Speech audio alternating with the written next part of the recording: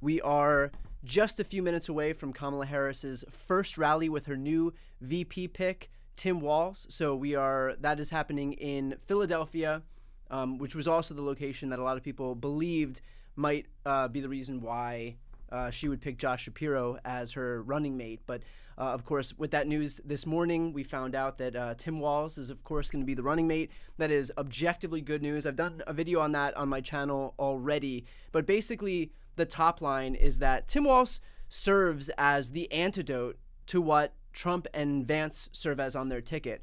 Trump tapped J.D. Vance as his running mate basically because he believed that he was so overconfident, so cocky with his positioning against Joe Biden that he didn't need to do anything to better his position. He chose someone with J.D. Vance who was not a moderate, not from a swing state, not a different race, religion, gender, ethnicity. He is just Donald Trump 2.0. And that's how confident he was going into this race against Joe Biden. Not only did Kamala turn that on its head, because now all of a sudden she put all of these states back in play unto herself, but then with the announcement of someone like Tim Walz, who basically serves as a complement to everything that Kamala doesn't necessarily offer right off the bat. So with Tim Walz, you have somebody who is Midwestern. He is a rural American. He is a military member. He is super well liked when it comes to unions, although the argument could be made as well that Kamala Harris also has strong union bona fides because she was part of the most pro-union administration in modern American history with the Biden-Harris administration right here. So what Tim Walz did was basically show that she could reach out to any voters who wouldn't necessarily have been on board immediately because, you've got a San Francisco liberal. Tim Walz offers so much of a compliment to that. And now all of these voters who may have been on the fence see someone in them that they might not necessarily have seen in Kamala Harris, and it's going to make it a lot easier to get on board because you have someone who so clearly complements the Harris ticket as it stands right now. By the way, for those watching, as soon as they take the stage, this live stream will go live and we'll go full screen on that. So until that happens, I'll just keep doing this pre-show right here. As always, if you'd like to throw questions in the chat, feel free. I'll be answering questions as we await this rally beginning.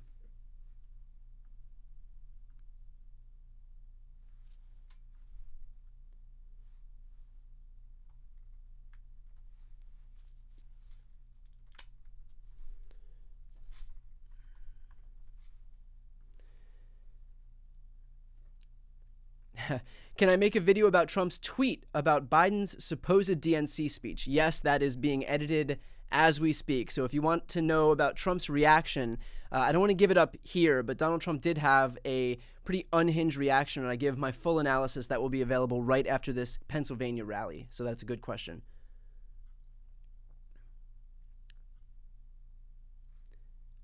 I'm hearing some folks say that it's hard to hear me. Let me bump up my mic just a little bit. So this might be a little better to hear me then.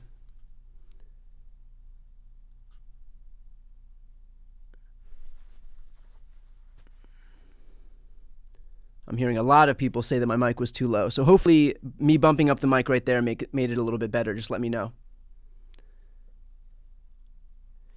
Do I think that Shapiro and other Democratic allies will continue to campaign for Harris? Absolutely. Look, this is still the Democratic Party.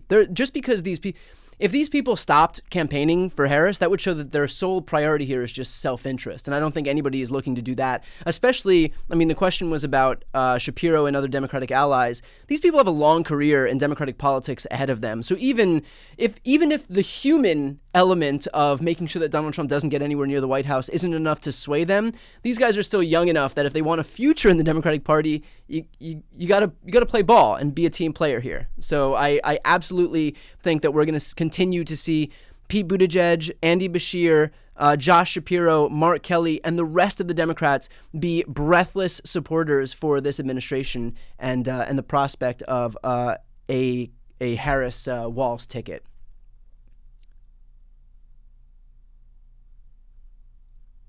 Someone asked if I'm solo in the studio. Yes, Always solo in the studio.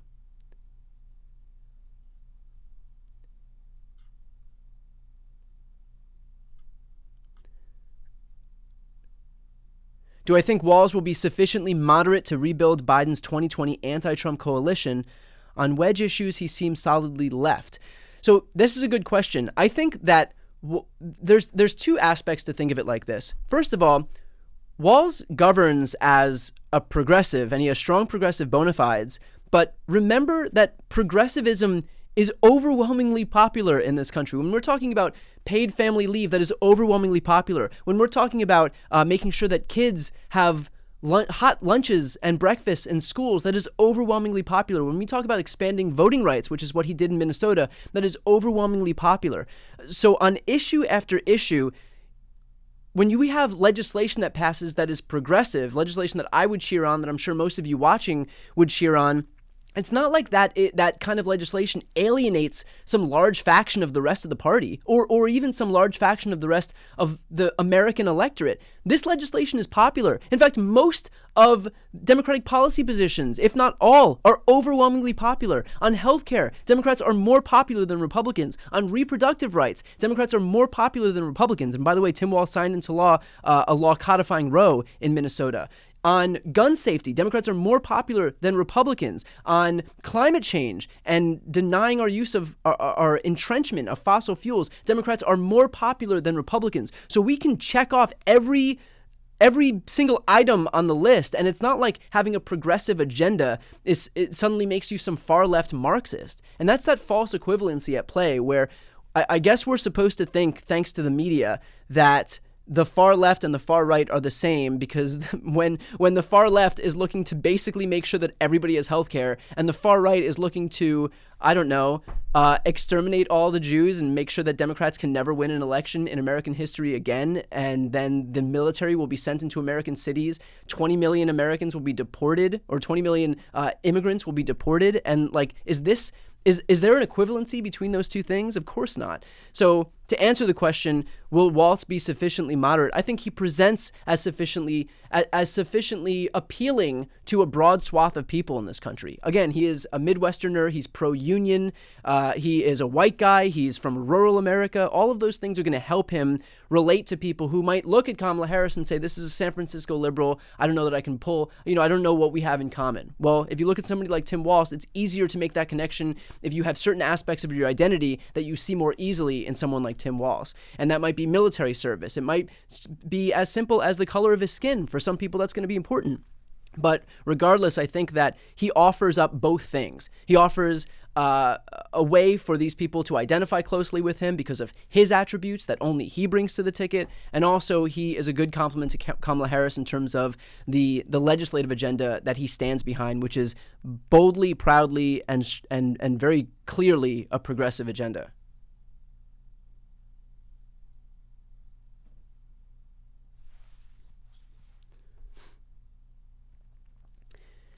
How will Walz's nomination ripple around the nation, or is it too soon to say that the nomination is taking an effect politically? I guess we'll see that in a couple of days when we finally get some indication as to how Americans feel about him as the result of polling. So we will see that soon enough, and we'll get a clear understanding of how Americans are responding to him. But as far as the polling I saw thus far, it looks like about 70% of Americans don't know Tim Walz, which is good because there's a ton of upside.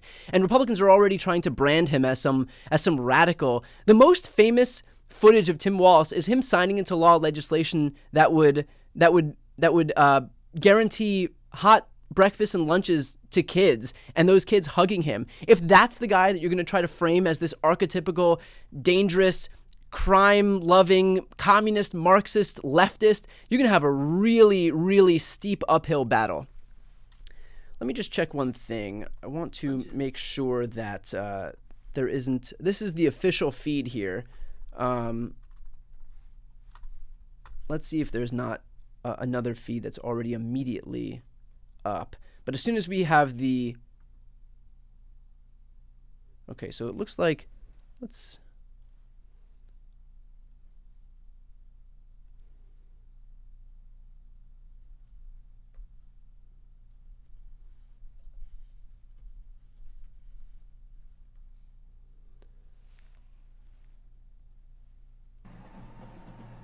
Here we go.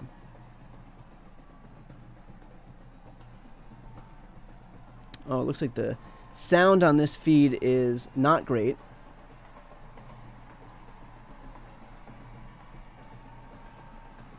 So let's see if we can find another one.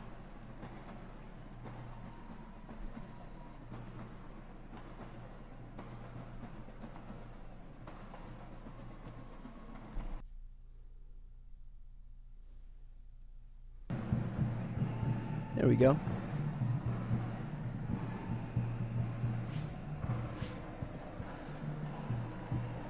So at least we have a little bit of action here as we await Kamala Harris and Tim Walz taking the stage.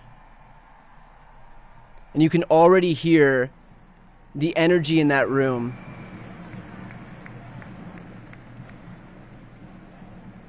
And here's another point that I think is absolutely worth bringing up in terms of the energy. Here's why Tim Walz was a very smart pick. He was clearly the favorite of progressives, young people. And these are the people who are so responsible for the enthusiasm surrounding this campaign. And that's not something that you can buy. That's not something that you can manufacture. That's not something that you can force. That is something that has to be earned organically. And that's what's happening right now. And there were, candidates, for example, if you look at Josh Shapiro, there were a lot on the left and among progressives who didn't want him to be the nominee. And there was worry, even though Josh Shapiro would confer major electoral benefits to this ticket in a race that you have to win, Pennsylvania, Kamala Harris took the choice of Walz and basically solidified support among young people and progressives who were hugely supportive of Tim Walz. And now look at the amount of enthusiasm that we get to continue benefiting from. And donations right now, we're on track as of Act Blue, as far as Act Blue is concerned, we're on track for one of the top 20 donation days of all time. I believe they were gaining $3 million per hour.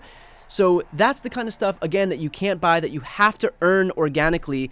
And the addition of Tim Walz to this ticket will afford the Harris campaign more of that. And I think that was especially smart, because if you'd chosen somebody who's going to split the party, for example, or cause some type of rift or leave people with a bad taste in their mouth, then or a lot of the concerns about Josh Shapiro were that issues harkening back to the Israel-Gaza stuff that was hanging like an albatross around Joe Biden's neck. If you did that, then that enthusiasm goes away. And there is so much that just that enthusiasm unto itself is able to afford a campaign. And now we're going to be able to benefit from a fully enthused, united Democratic Party for the next 90 days as we head into this election. And it's going to come at the expense of Donald Trump getting any attention or any good press, and he will continue to dissemble and descend right back into the desperation that he feels whenever he's not doing well. When Donald Trump feels like he's backed into a corner, what does he do? He lashes out, he says stupid shit, he embarrasses himself, and what you're left with is the same situation as what we had at the National Association of Black Journalists, where, he's so desperate for some eyeballs on him that he'll just say anything and start to claim that Kamala Harris isn't black when clearly she's black. And she has a black parent in addition to an Indian American parent. And so I think that we will see more dissembling from Donald Trump in the days ahead, because this pick in particular was the correct pick for this ticket at this point in time.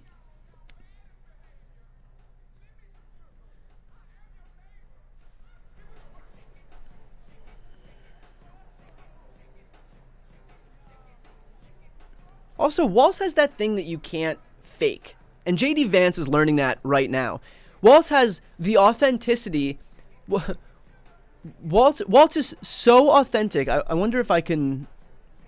I don't want to go away from this screen because I don't want to miss them talking. But there are a few clips that are coming up in the videos that I'm about to post right after this. So again, for those watching right now, if you want to check out the next video where I will go fully in depth about the Tim Walz pick, please make sure to subscribe to this channel. It doesn't cost you anything to do so. It's just a great way to support the work that I do. I also have no ads or promotions or sponsorships on this channel. It's just subscribing to this channel is already unto itself a great way to support my work.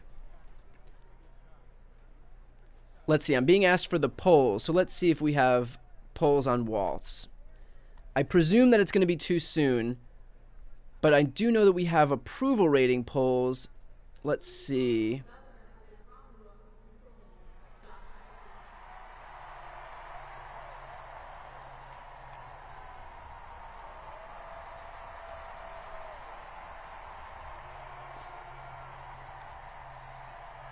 So is this is Josh Shapiro coming onto stage right now.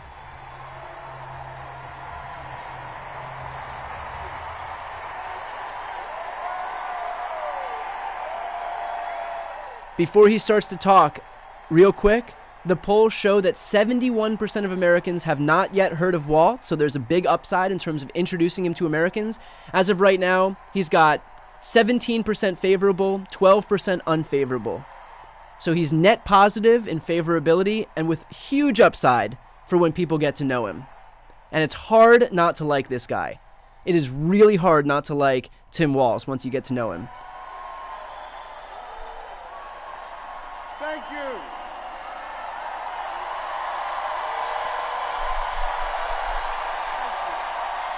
Thank you.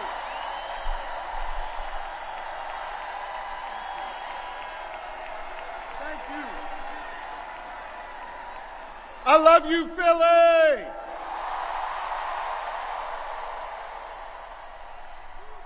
And you know what else I love?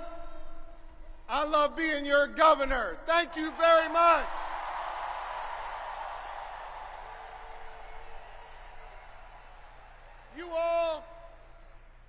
Y'all fill my heart. And I love you so much.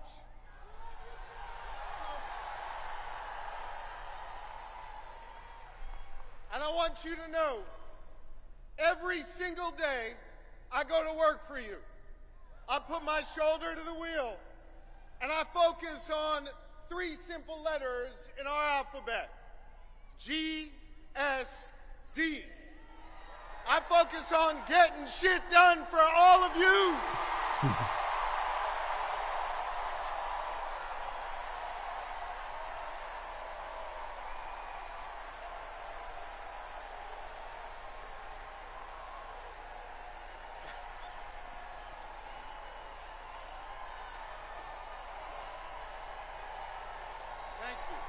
And remember, this guy is young.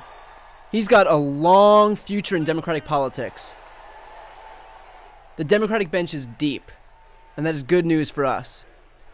And I want you to know, I am going to continue to pour my heart and soul into serving you every single day as your governor.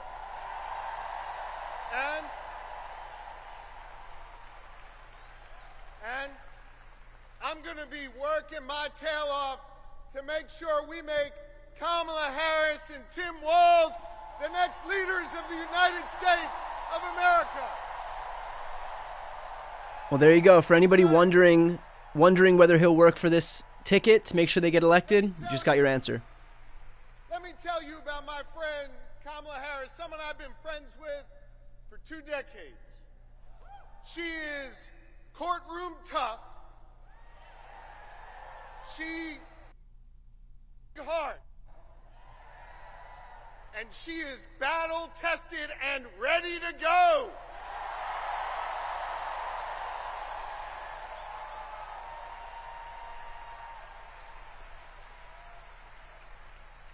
Whether in a courtroom, whether fighting as Attorney General, whether remembering the people who have oftentimes been left behind when she was sitting in the halls of power in the Senate, Kamala Harris has always understood that you got to be every day for the people, for the people. And she has served with honesty. She has served with dignity. And every step of the way, she's broken barriers to serve all of us. Now, Billy, hear me on this. That's a hell of a stark contrast from the guy running on the other side. Oh, y'all know who I'm talking about, I guess. You see, we remember here in Philly what it was like when Donald Trump was our president. We remember when he was president, it was more chaos, fewer jobs, and less freedom. You see, Philly, I know y'all, we walk around with a little bit of a chip on our shoulder because we remember, right?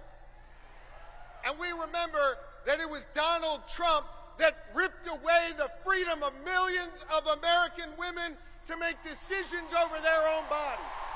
We remember that.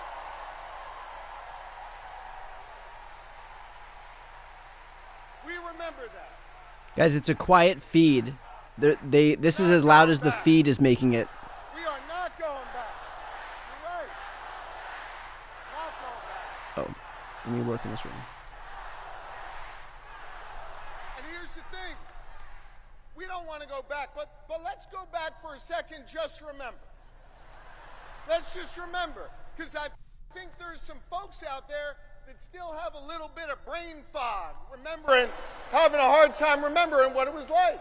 Now listen, he brought all that chaos and limited our freedoms back when he was president, and let's be honest, didn't know what the hell he was doing.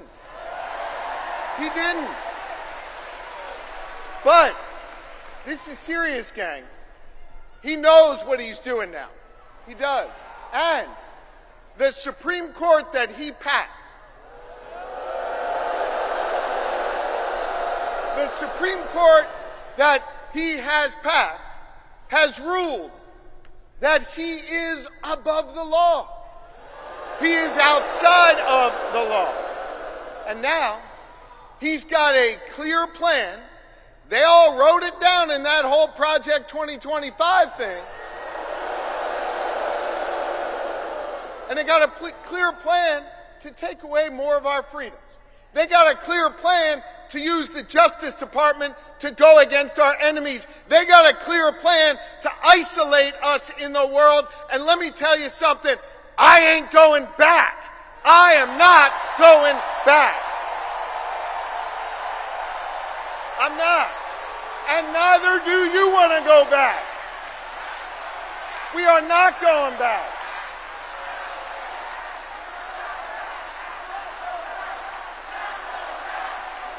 We're not going back.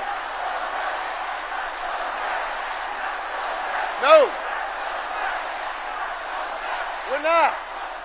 And not only are we not going back, we're not going into the future with Donald Trump, not going in the future with him. A guy who has made clear, he's told us what he wants to do, more chaos, less freedom. And yo, friends, it was Maya Angelou who said it. When they tell you who they are, yeah, I believe them, and I don't want to see that.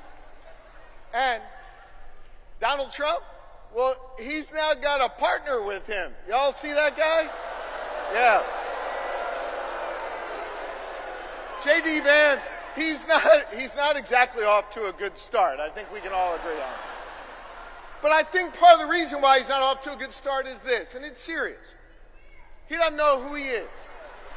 And he's not being honest with himself, so he can't be honest with the American people. He can't.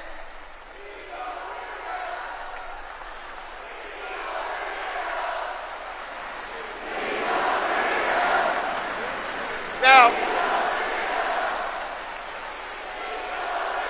so if I hear you right, and I think I do, you're chanting, he's a weirdo. Which means, man, I love you, Philly. Which means, if you're chanting, he's a weirdo, then you heard of my good friend and our next vice president, Tim Walz. Because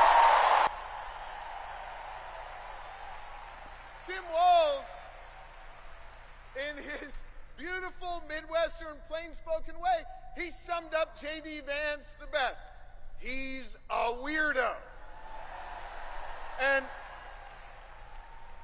I want to talk about Tim Walz, because Philly, in a minute, he's going to come out here, and I want you to give him a whole lot of love. Tim Walz is a great man. Tim Walz is an outstanding governor. Tim Walz is a teacher. Tim Walz is a guardsman.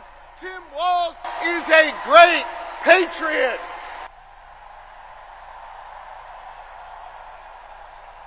He is. And I'll tell you what else. I'm fixing the volume, don't worry. Tim Walz is Give me a 2 dear seconds, friend. everybody. And I want you to know, Lori and I feel blessed to have Tim and Gwen in our lives. They are outstanding public servants. And I can't wait for you, Philly, the rest of this Commonwealth, and our entire Excellent. Okay, country perfect. to get the chance to know the Walzes, the next Vice President and Second Lady of this nation. Now,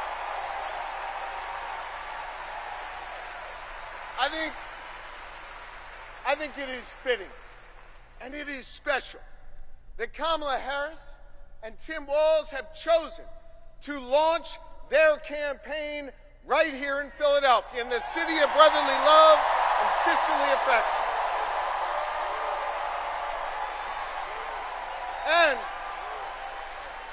And importantly, they chose to launch their campaign right here in the birthplace of real freedom. You know, the other side, Trump and his sycophants, let me tell you something. They love to talk a good game about freedom, right? They love to cloak themselves in the blanket of freedom all the time. They love to talk a good game. But hear me on this. It's not freedom to tell our children what books they're allowed to read. That's not freedom. It's not. It's not.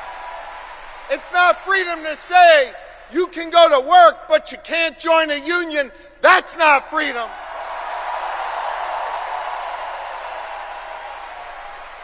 It's not freedom to tell women what they're allowed to do with their bodies. That's not freedom. Damn, this guy's good, huh? It's not. It is not. No, it's not. It is not. And it won't be that way when Kamala Harris is our president.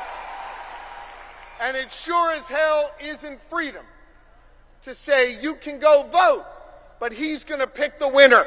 That is not freedom. That's not what patriots have fought for over the years. It is not. You know what we are for? You know what Kamala Harris and Tim Walz are for? They are for real freedom. They are. The kind of real freedom that comes when we look that young girl in North Philly in the eye and we invest in her public school because we believe in her.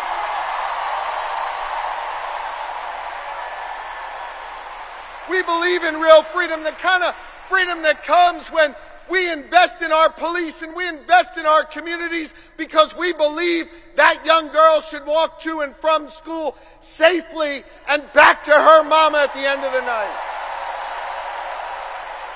We believe in real freedom where the young girl can grow up and be whatever she wants. She can be a welder. She can go to college. She can be who she is. That is real freedom, and that is what we are fighting for.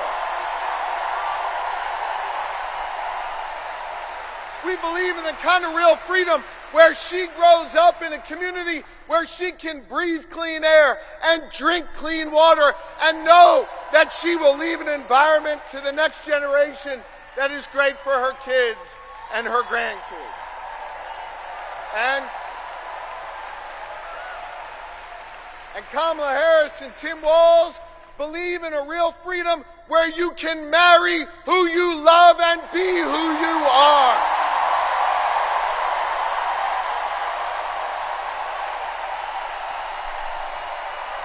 Now,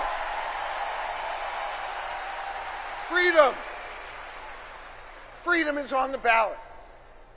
And our fundamental freedoms are at risk. And I know when it's at risk, it's easy to feel uneasy. And it's easy to get down.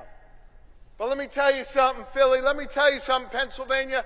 Let me tell you something, America. I am more optimistic than ever before.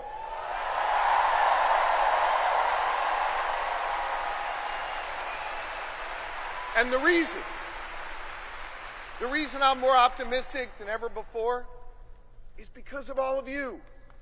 And because of what a band of patriots started here in our taverns, in our town squares, and at Independence Hall, just a couple miles from here, nearly 2.5 centuries ago. You see, they came together. They came together to declare our independence from a king, and we're not going back to a king.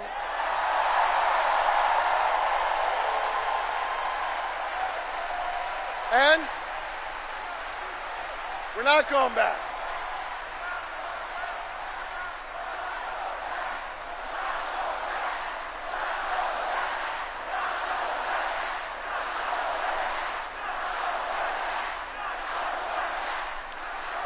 And when they declared that independence from a king, they came together and they said, we are going to form a union.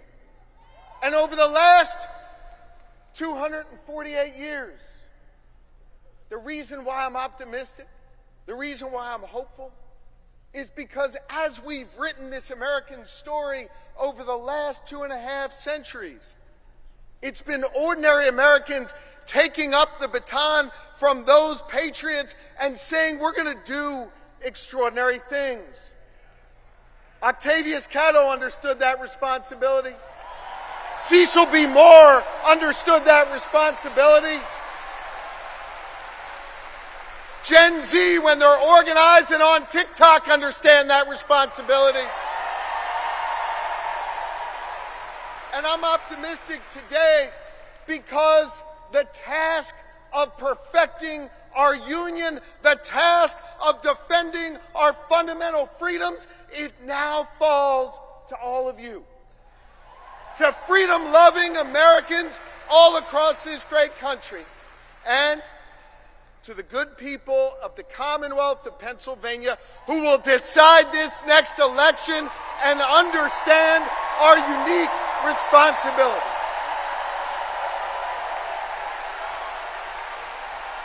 I love you too, and this is a moment where we all have to understand that while we'll see Kamala Harris and Tim Walz's names on the ballot, that this election isn't just about their names on this ballot.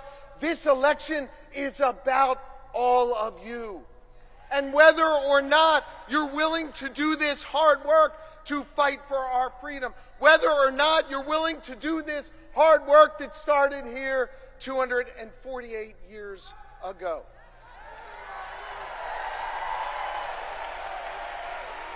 I want to just say this. I lean on my family and I lean on my faith, which calls me to serve. And I am proud of my faith.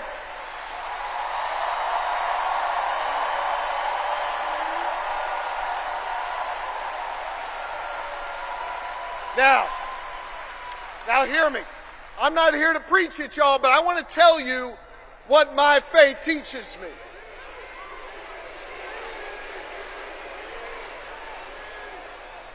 My faith teaches me that no one is required to complete the task, but neither are we free to refrain from it.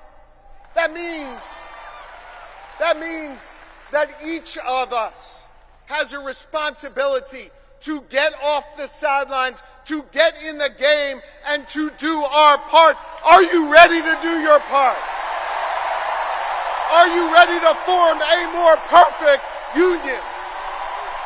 Are you ready to build an America where no matter what you look like, where you come from, who you love or who you pray to, that this will be a place for you? Damn. And are you ready to look the next President of the United States in the eye and say, "Hello, Madam President"? I am too, so let's get to work. Let's go.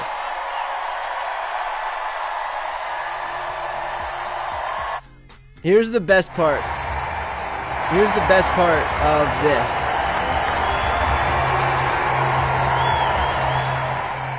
I know a lot of people are looking at this and saying, like, damn, you know, why couldn't we have someone like him? This is our bench. This is the future of the Democratic Party.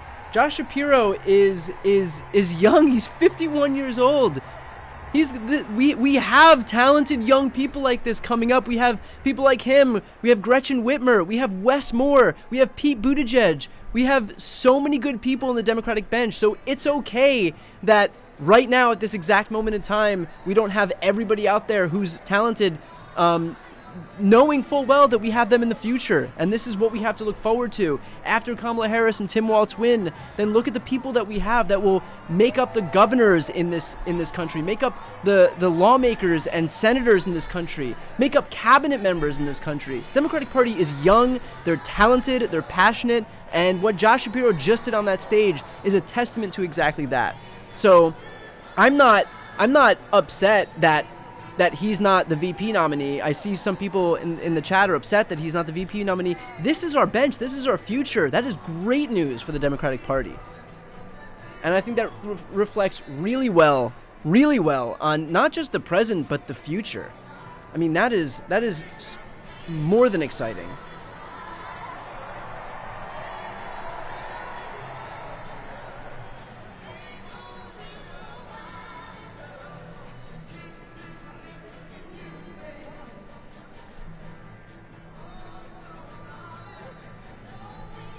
Again, for those who are watching right now, we are moments away from Kamala Harris and Tim Walz taking the stage here. If you're watching the stream and you want to support my work, a great way is to please subscribe to this channel first off, because I'll be doing daily live streams. So every one of these rallies, we'll make sure to cover them. And also, if Donald Trump is doing rallies too, I think it's worth covering, because if no one's fact-checking him in real time, then he gets away with his lies. So I will be on here doing as much coverage over the next 90 days as I possibly can. So if you want to follow along, please make sure to subscribe. And also like this stream. I think that helps the stream work its way up in the algorithm, or whatever it is. But overall, a really, really impressive speech by Josh Shapiro. I think that with that speech, he puts himself on the map unlike anything else. That guy is going to be in the political conversation for a very long time. And again, he joins the ranks of a whole raft of young, talented, articulate, strong, charismatic Democrats who are rising up right now and who make a really deep bench, from Gavin Newsom to Wes Moore to Gretchen Whitmer, across the board, Pete Buttigieg, Mark Kelly. You know, this whole bench that Democrats have is something really to be proud of.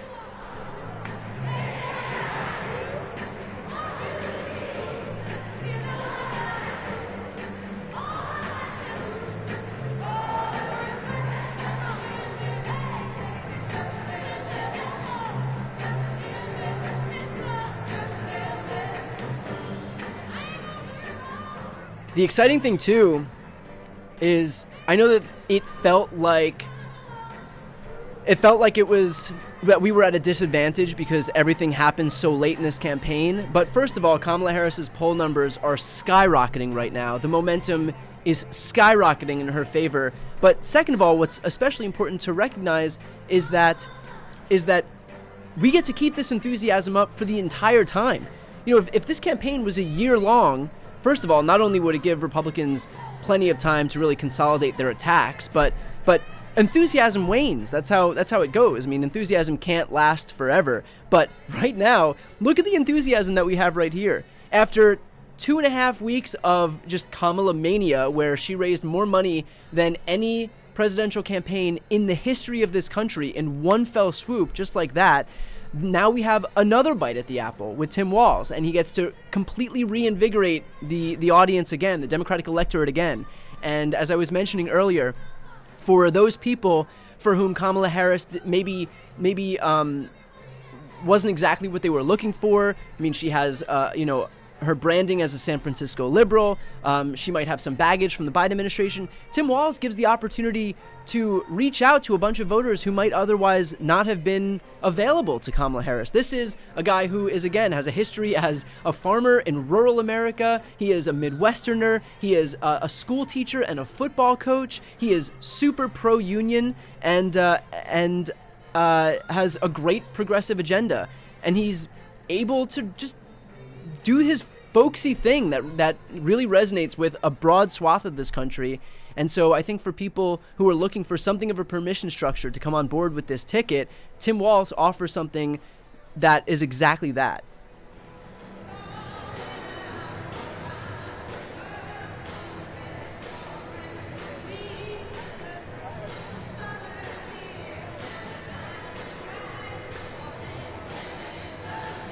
In the meantime, if you have questions that you'd like to throw into the chat, please just tag my name in the chat, and I'll do my best to answer your questions. I will do one quick pitch while we are waiting for Kamala Harris and Tim Walz. I have written a new book. It's coming out in just a few days. It's called Shameless. I've pinned the link to the top of the comments. So if you'd like to support my work, support this live stream, beyond just subscribing, which of course is completely free and always will be on this channel, a great way to support my work is to check out my book. Just click the link pinned at the top of the comments right now, or you can search Shameless by Brian Tyler Cohen. Amazon, Barnes & Noble, bookshop.org is a great option if you'd like to support indie booksellers. And the book was written by me over the last few months, and the foreword is written by Jamie Raskin, and a great way to support what I do if you'd like to support my work and also help me beat out J.D. Vance, who is at the top of the charts right now because of Hillbilly Elegy. So the best gift that you could possibly give me if you want to help me out is to make sure that I come in ahead of J.D. Vance when this thing actually comes on sale in a couple of days. So that's available for pre-order now, and thank you so much to anybody who has decided to pre-order it.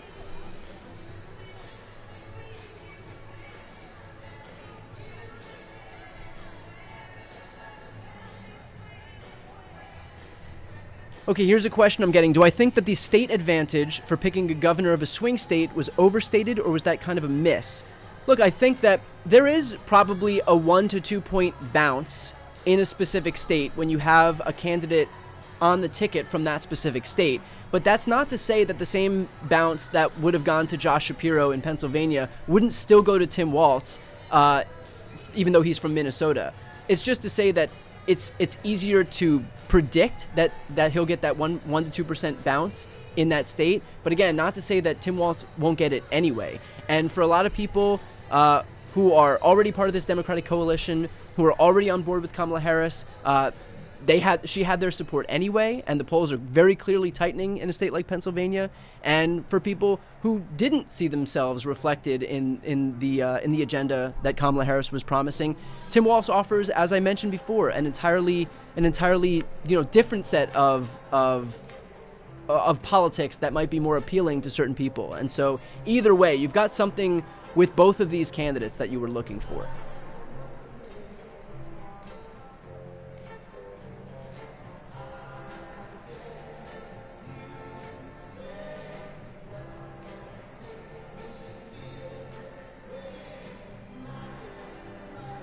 Here's a comment we just got. I'm a government employee in Minnesota, and I could not be more ecstatic about the Walz pick. He's been my elected official most of my adult life, and I'm happy to share him with the rest of the U.S. Actually, that's a great point, and another good point is the fact that I just read a Fox News article today, and the title of this Fox News article is, I served with Tim Walz as a Republican in the House. He'll be a good vice president. If you are looking for anything to send Donald Trump into a tailspin, it's reading foxnews.com, an article entitled, I served with Tim Walz as a Republican in the House. I think he'll make a good vice president. That is exactly it. And of course, that's to say nothing of Republicans for Harris, which was a group that was just organized and put together by the Harris campaign. And that is especially smart because it allows them the autonomy. The people who are part of this group, it's Christy Whitman, Adam Kinzinger, Bill Weld, a bunch of Republicans who decided to put country over party. It gives them the autonomy to go out there, the autonomy and the tools and the support to go out there and make their case to people who the campaign might not necessarily be well situated to make their case to. This is a campaign that is largely focused on as it should be, energizing Democrats. And for a lot of these people, Republicans are going to be on board just because they recognize the threat that Trump own messaging in a way that's effective for Republicans specifically is going to be so important in terms of bringing these people in. And by the way, that's what donations go to. When we have our donations that go to the Harris campaign, it allows them to set up field offices. It allows them to send these surrogates around the country to make their case to Americans of all stripes, left, right, and center, as to why they should come on board on this campaign. And that's playing out right now.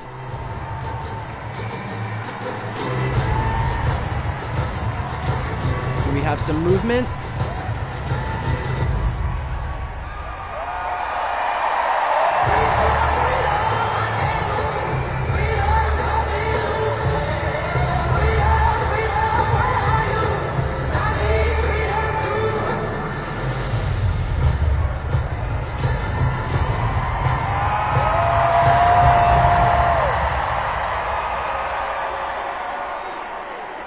Philadelphia. Please welcome the next President and Vice President of the United States. Here we go. Kamala Harris and Tim Walz. Let's go.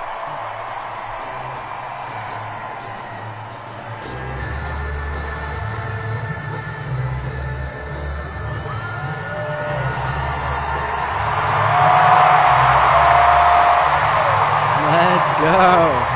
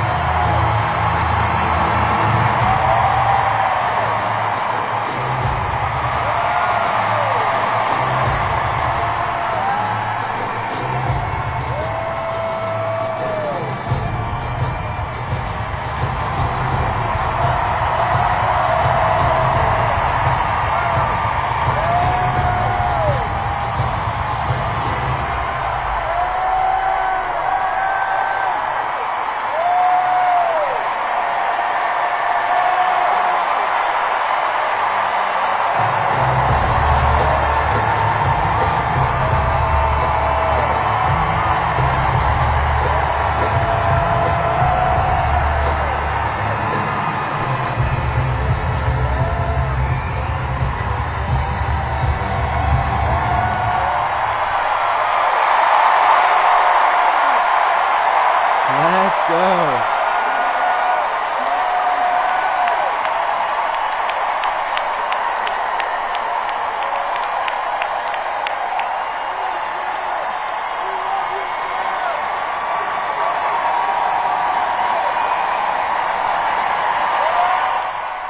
This is a 10,000 person capacity arena that is filled to the max right now. 10,000 people.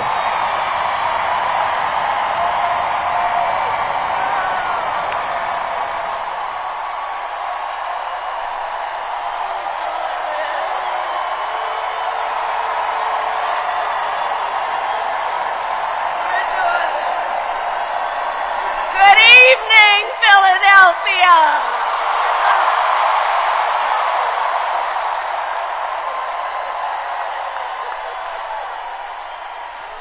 Good evening. Good evening. Good evening.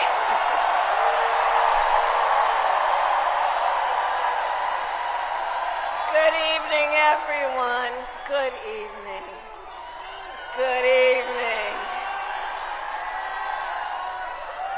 Oh, it is good to be back in Pennsylvania.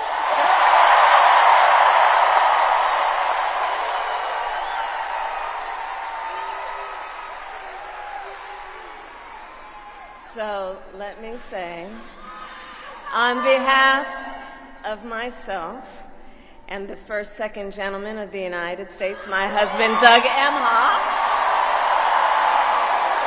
Thank you for the warm welcome.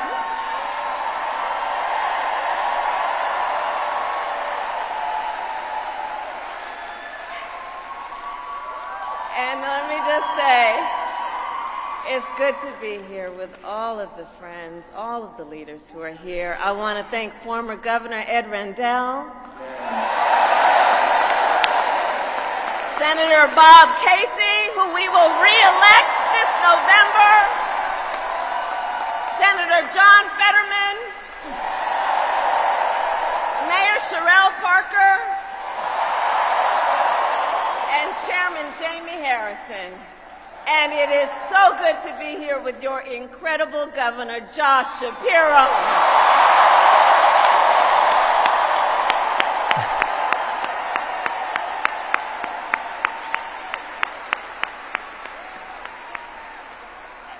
And I will say, Josh is a dear, dear friend and an extraordinary leader. He and I have been spending a lot of time together over the years. And I told Josh, look, I am so invested in our friendship in doing this together, because together with Josh Shapiro, we will win Pennsylvania.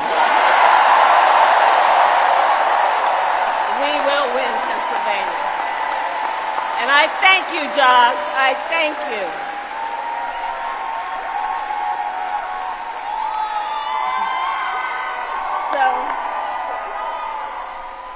So Philadelphia, I launched my campaign for the President of the United States a mere 2 weeks ago. And it's been a bit of a whirlwind.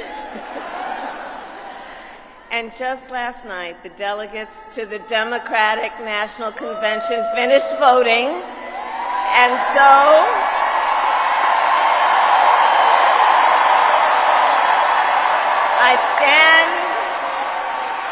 I stand before you today to proudly announce I am now officially the Democratic nominee for President of the United States. It is so loud that my earpiece is like doing something to my ear. The noise, the energy in this room, the volume of these people is so loud. And so now we got some work to do. We need to move to the general election and win that. And to all the friends, listen, we also need to level set. We are the underdogs in this race. But we have the momentum, and I know exactly what we are up against.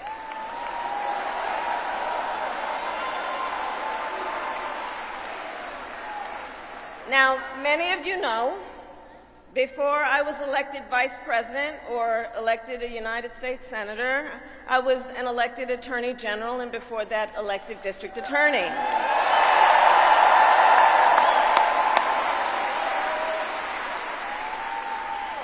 And before that, I was a courtroom prosecutor. I love this. So in those roles, I took on perpetrators of all kinds. Predators who abused women. Fraudsters who scammed consumers. Cheaters who broke the rules for their own gain. So hear me when I say,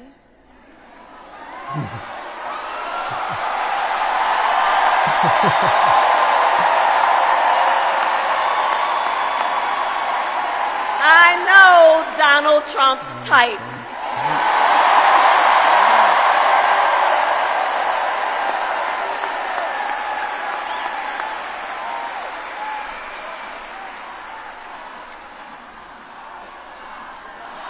So, but let me just say,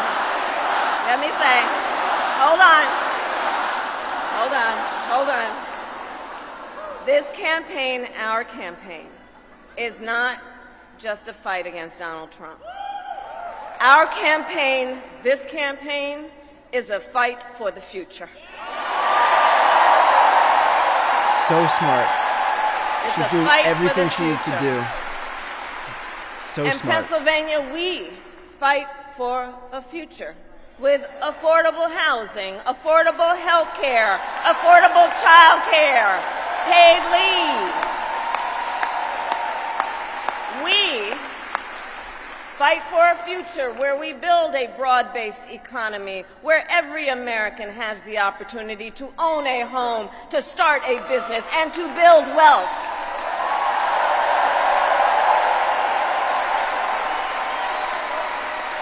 We fight for a future where we bring down prices that are still too high and lower the cost of living for America's families.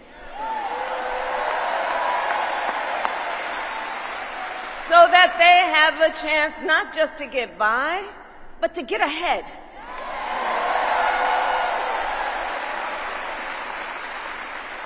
We fight for a future where we defend our most fundamental freedoms. The freedom to vote.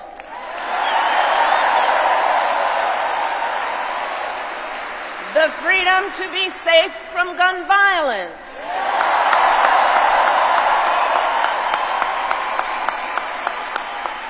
The freedom to love who you love openly and with pride.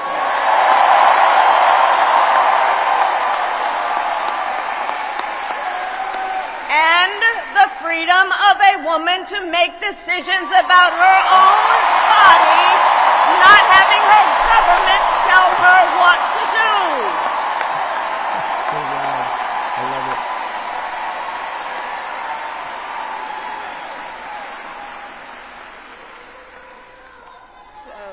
I love you too. So here's the thing. Since the day that I announced my candidacy, I set out to find a partner who can help build this brighter future.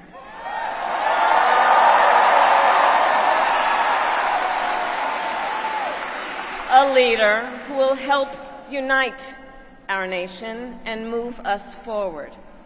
A fighter for the middle class. A patriot who believes, as I do, in the extraordinary promise of America.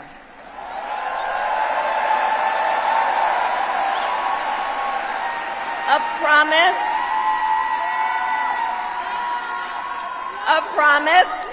of freedom, opportunity, and justice, not just for some, but for all.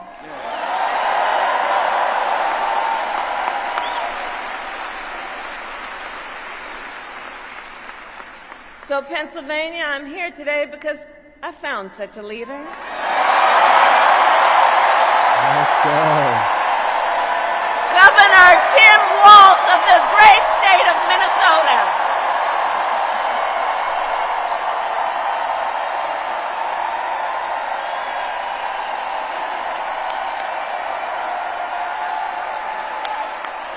Here we go. Here we go. So, to those who know him best, Tim is more than a governor. To his wife, Gwen, he is a husband. To his kids, Hope and Gus, he is a dad. To his fellow veterans, he is Sergeant Major Walz. Let's go. You know that just makes Trump shit his pants right now. That he's on this ticket. While he tries to frame himself as the military man. To the people of southern Minnesota, for 12 years, he was congressman.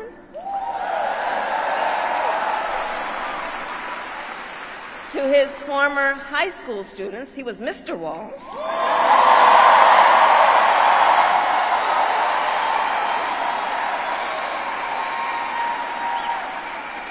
And to his former high school football players, he was Coach.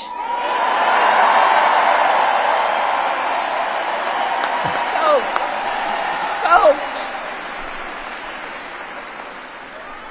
And in 91 days,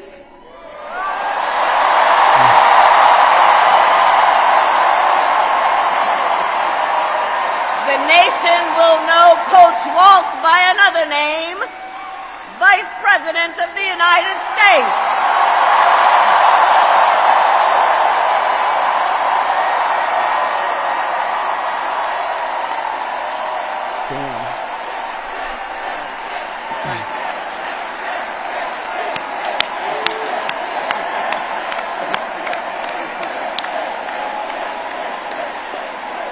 This is kind of amazing. So America, for some folks, they're just getting to know Coach Walz's story. And I'll tell you, he is the proud product of a middle-class family in rural Nebraska. He is a veteran who served our nation in uniform for more than 2 decades as a member of the Army National Guard, and he went to college on the GI Bill.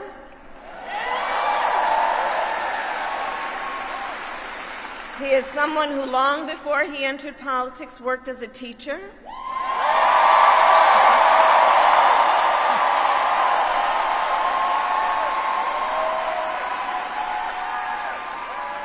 When Coach Walz and his wife Gwen moved from his native Nebraska to Minnesota nearly 30 years ago, they both took jobs at the local high school. Coach Walz taught social studies, Gwen taught English.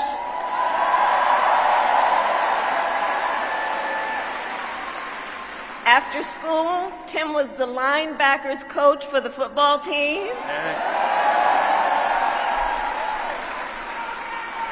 Where I've heard the stories about he had a knack for using the game of football to teach life lessons. He saw the potential in kids who sometimes didn't even see it in themselves.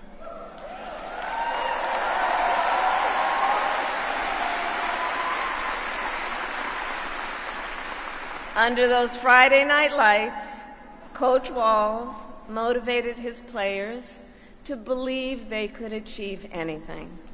And together, they defied the odds, hear this out, going from a winless record to the school's first ever state championship.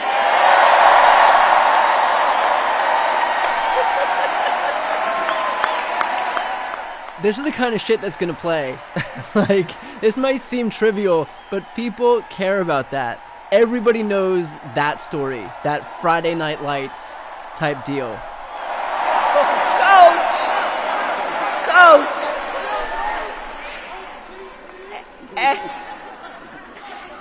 And I'll say and I'll add, Tim wasn't only a role model on the football field. Around that same time, Coach Walz was approached by a student in his social studies class. The young man was one of the first openly gay students at the school and was hoping to start a gay-straight alliance. At a time when acceptance was difficult to find for LGBTQ students, Tim knew the signal that it would send to have a football coach get involved. This is so good.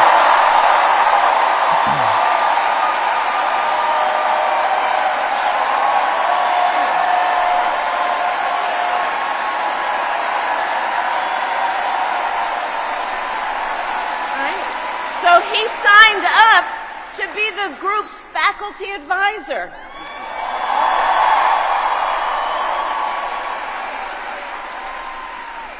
And as students have said, he made the school a safe place for everybody.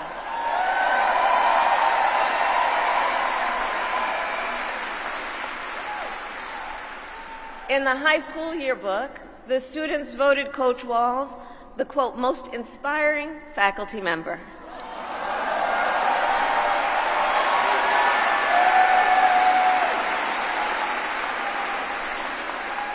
And as I think everyone here can see, Tim Walz was the kind of teacher and mentor that every child in America dreams of having, and that every kid deserves.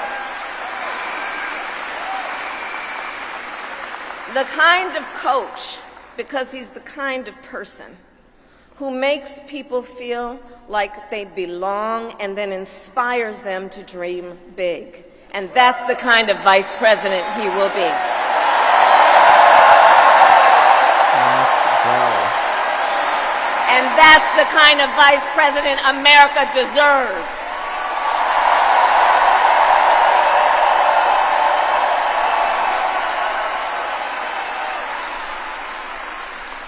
So it was Coach Walz's students who actually helped him decide to run for office. And he served 12 years in Congress, representing a purple district, as he reached across the aisle to get things done. He was the highest ranking enlisted man to ever serve in the United States Congress. So good. And the top Democrat on the Veterans Committee.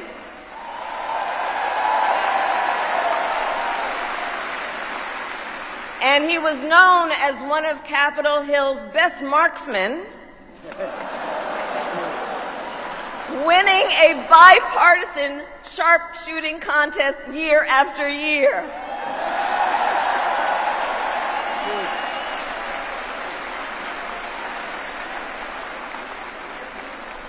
In Washington, Tim worked to raise the minimum wage, to protect the freedom of workers to join a union,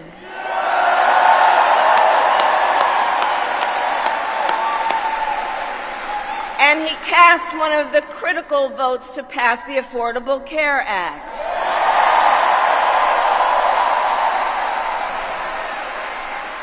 Which, of course, gave health insurance to tens of millions of Americans. I'm going to tell you, when we win, Tim and I will continue to make the Affordable Care Act even stronger.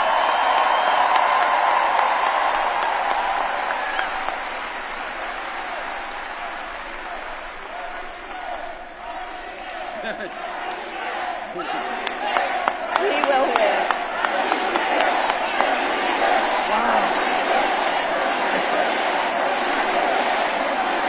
This is amazing. Now, let's talk about what we're dealing with on the other side.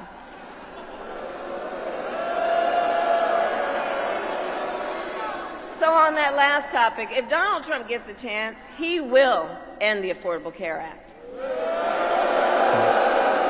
And take us back to a time when insurance companies had the power to deny people with pre-existing conditions. You remember what that was like? Children with asthma, breast cancer survivors, grandparents with diabetes. Well, Governor Walz and I will not let that happen.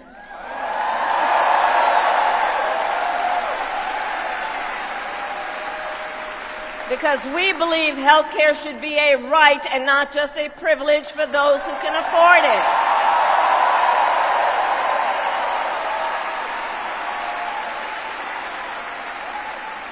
As governor, Tim has continued to fight for working families. He secured paid leave for workers in Minnesota.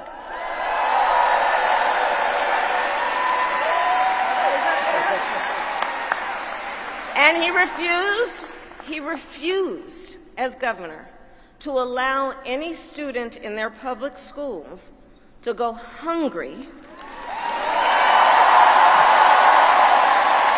So he made school breakfast and lunch free for every child.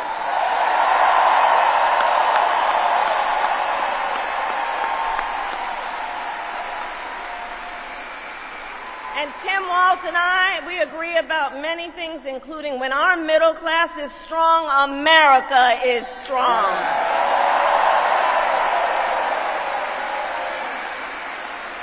And strengthening the middle class will be my defining goal as I am President of the United States. Let's go. So Pennsylvania, ours is a fight for the future of the middle class, and it is a fight for freedom.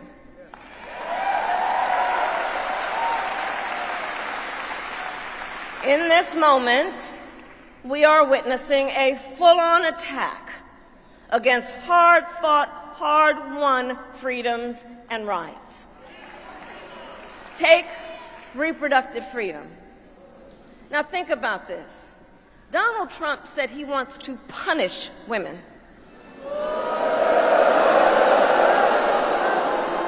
And as a result of his actions, today in America, 1 out of 3 women live in a state with a Trump abortion ban.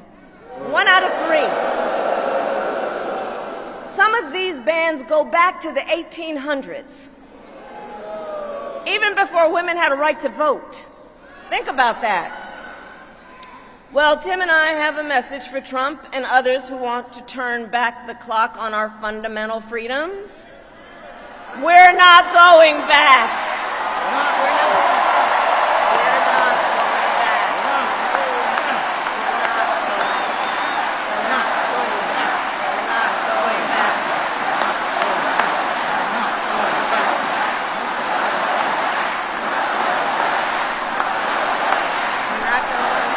So good. This We're is not so going good. back. And so let me say about Tim Walz, he has shown up to stand against these attacks long before he stood on the stage with me. After Roe was overturned, he was the first governor in the country to sign a new law that enshrined reproductive freedom as a fundamental right.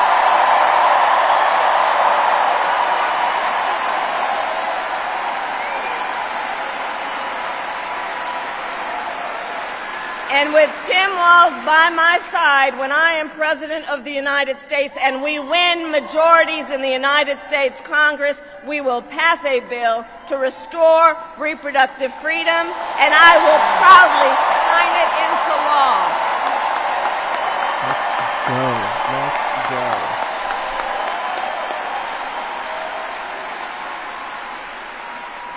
Tim Walz has also defended the sacred freedom to vote.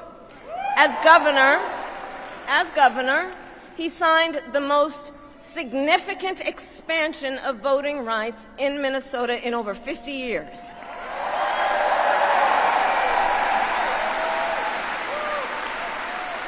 And with Governor Walz's help, when I am president, we are going to finally pass the John Lewis Voting Rights Act and the Freedom to Vote Act. So good. We're going to get it done.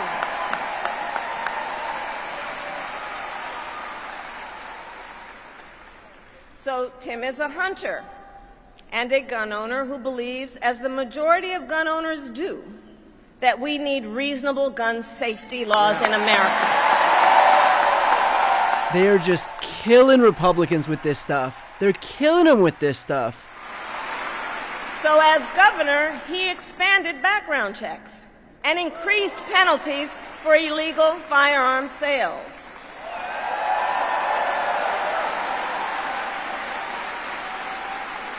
And together, when we win in November, we are finally going to pass universal background checks, red flag laws, and an assault weapons ban.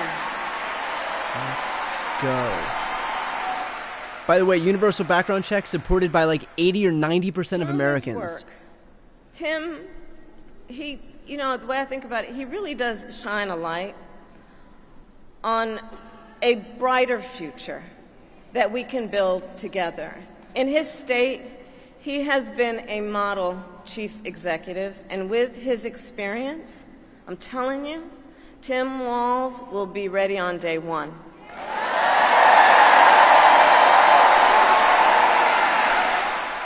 Contrast that with what Trump said about Vance, and we'll talk about that after. In fact, when you compare his resume... Here we go. Shall we? To Trump's running mate. Well,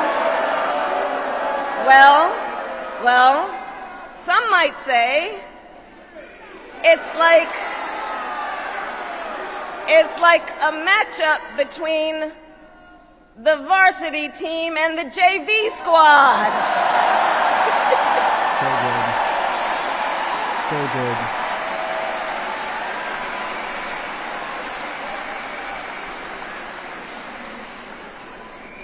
So, Pennsylvania, ultimately in this election, we each face a question. What kind of country do we want to live in? A country of freedom, compassion, and rule of law, or a country of chaos, fear, and hate. And here's the beauty of our democracy. We each have the power to answer that question. We each have the power to answer that question. The power is with the people.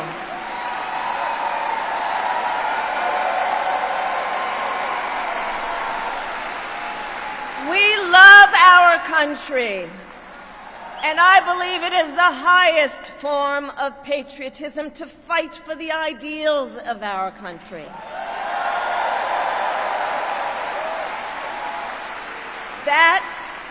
That is how we preserve the promise of America. And after all, you know, the promise of America is what makes it possible for two middle-class kids, one a daughter of Oakland, California, who was raised by a working mother, the other a son of the Nebraska plains who grew up working on a farm,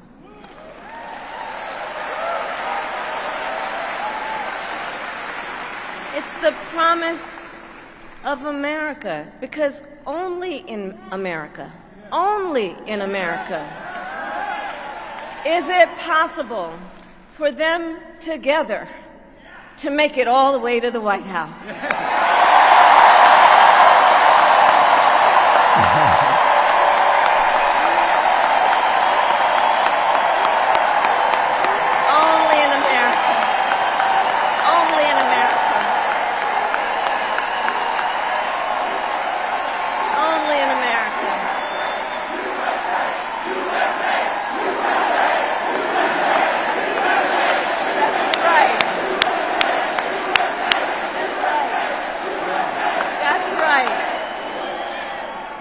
And so Coach Walz and I may hail from different corners of our great country, but our values are the same.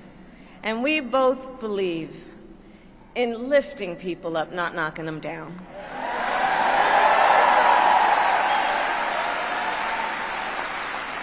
He and I, we both know the vast majority of people in our country have so much more in common than what separates them.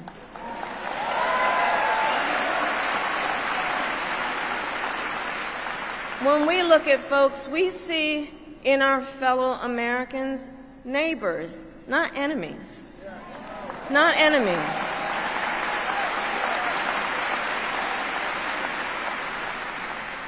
And so my promise to you is this. Our campaign will reach out to everyone, from red states to blue states, from the heartland to the coast, in rural, urban, suburban, and tribal communities.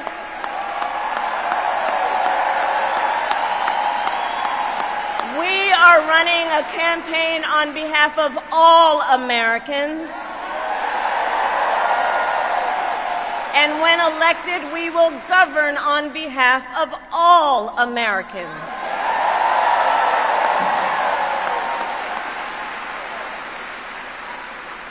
And so, with Tim Walz by my side, and with all of you at our side, let us fight for the promise of our future. And with that, I ask Pennsylvania, are you ready to make your voices heard? Do we believe in freedom? Do we believe in opportunity? Do we believe in the promise of America? And are we ready to fight for it? And when we fight, we win. And now, welcome the next Vice President of the United States, Tim Walz. Let's go. This is wild. Wow. Should we make his slogan "Build the Walls"?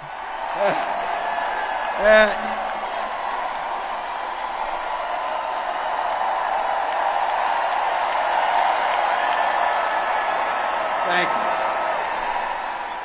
Wow. Thank you, Philadelphia.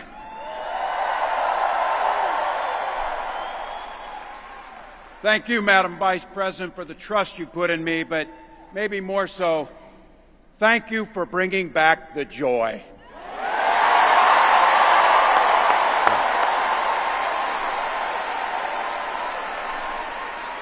I'm thrilled to be on this journey with you and Doug, this incredible journey.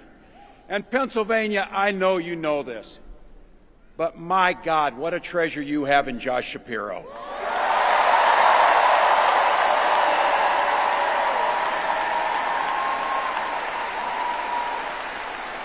Holy hell, can this guy bring the fire? He can bring the fire. This is a visionary leader. Also, I have to tell you, everybody in America knows when you need a bridge fixed, call that guy.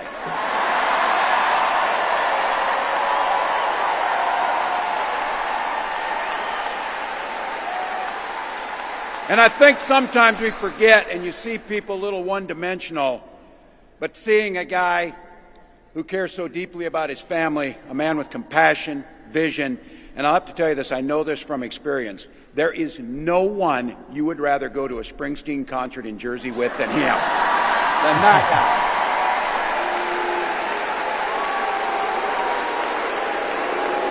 guy. Bruce!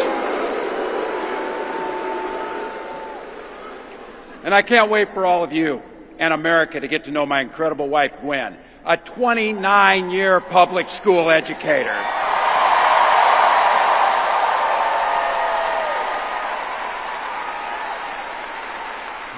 Don't ever underestimate teachers. If this isn't the most likable guy in the world.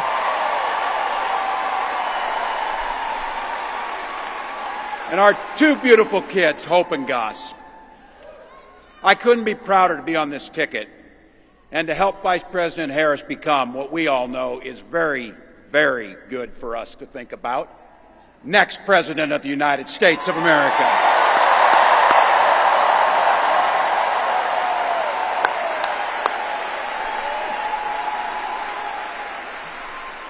From her first day as a prosecutor, as a district attorney, Attorney General of the great state of California, a United States Senator, and Vice President of the United States.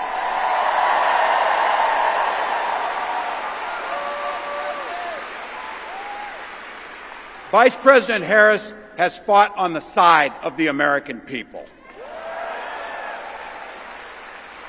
She took on the predators, she took on the fraudsters, she took down the transnational gangs, she stood up against powerful corporate interests, and she never hesitated to reach across the aisle if it meant improving people's lives.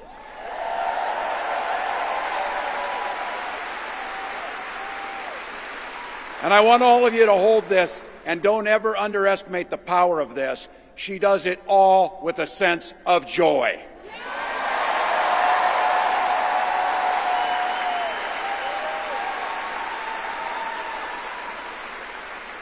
I know a little something about that commitment to people. I was born in West Point, Nebraska. I lived in Butte, a small town of 400, where community was a way of life. Growing up, I spent the summers working on the family farm. My mom and dad taught us, show generosity towards your neighbors and work for a common good.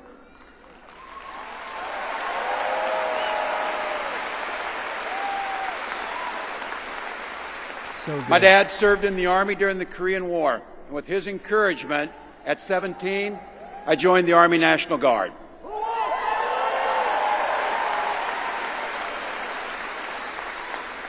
For 24 years, I proudly wore the uniform of this nation.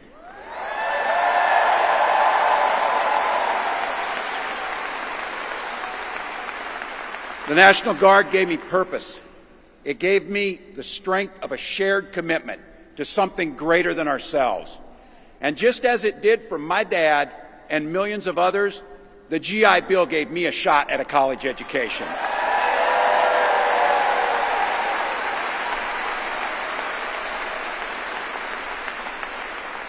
My dad was a teacher. My brothers and sisters and I followed in their footsteps. 3 out of 4 of us married teachers. It's what we do. For nearly 20 years, I had the privilege of teaching high school social studies and coaching football.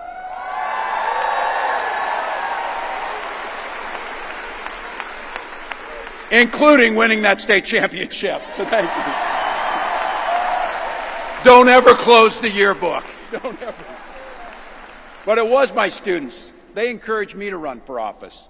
They saw in me what I was hoping to instill in them, a commitment of common good, a belief that one person can make a difference. So in 2006, I took a leap and I ran for Congress.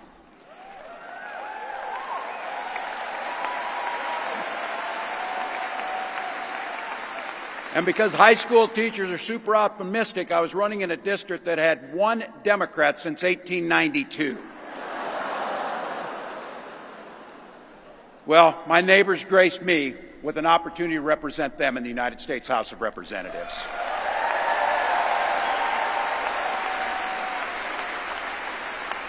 I'm proud of the work we did there together. I worked across the aisle on veterans issues, on agriculture, and on ways to grow rural economies. I learned the art of compromise without compromising my values.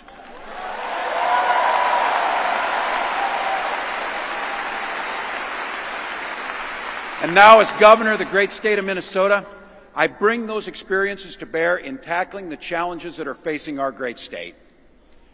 Minnesota's strength comes from our values, our commitment to working together, to seeing past our differences, to always being willing to lend a helping hand.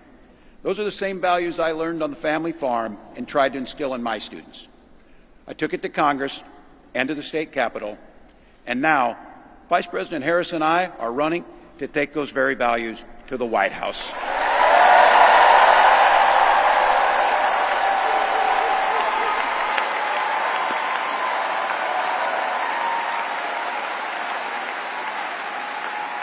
Now, Donald Trump sees the world a little differently than us. First of all, he doesn't know the first thing about service.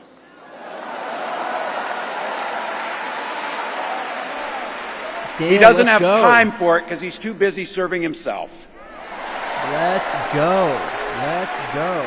Again and again and again, Trump weakens our economy to strengthen his own hand. He mocks our laws. He sows chaos and division. And that's to say nothing of his record as president. He froze in the face of the COVID crisis. He drove our economy into the ground. And make no mistake, violent crime was up under Donald Trump. Let's go. So good. Exactly what he needs to be saying. That's not even counting the crimes he committed.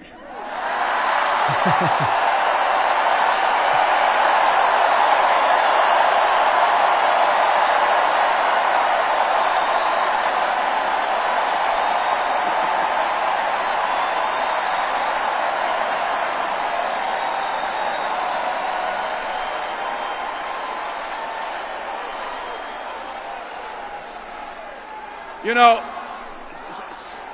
some of us are,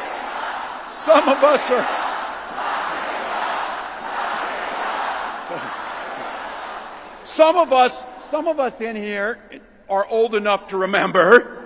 I see you down there. I see those old white guys. Some of us are old enough to remember when it was Republicans who were talking about freedom. It turns out now what they meant was the government should be free to invade your doctor's office. And he's killing it right now. This is exactly in Minnesota, what he we needs to respect say. our neighbors and their personal choices that they make. Even if we wouldn't make the same choice for ourselves, there's a golden rule. Mind your own damn business.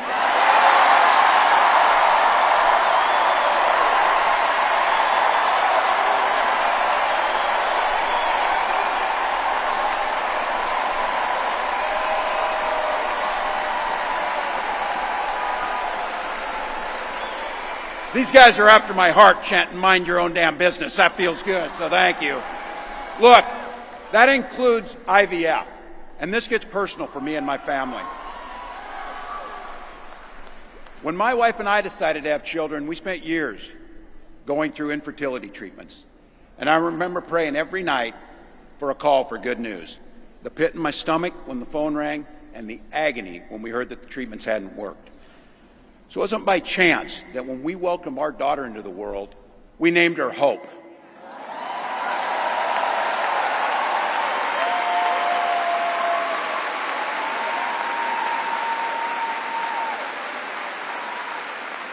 When Vice President and I talk about freedom, we mean the freedom to make your own health care decisions. And for our children to be free to go to school without worrying they'll be shot dead in their classrooms.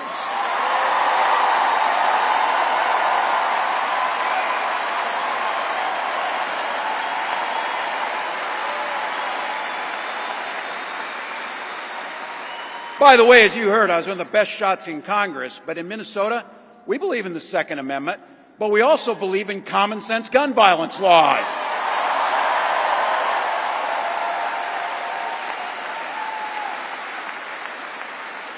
Vice President Harris' idea of freedom is a ticket for education to be that ticket to the middle class, not crippling debt. Air that's clean, water that's pure, communities that are safe.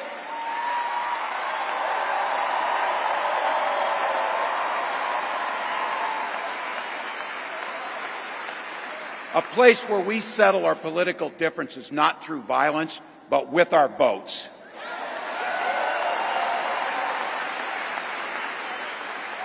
And that's what this election's about. What direction will this country go in?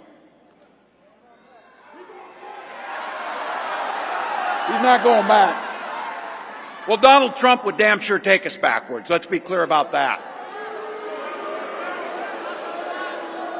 And don't believe him when he plays dumb.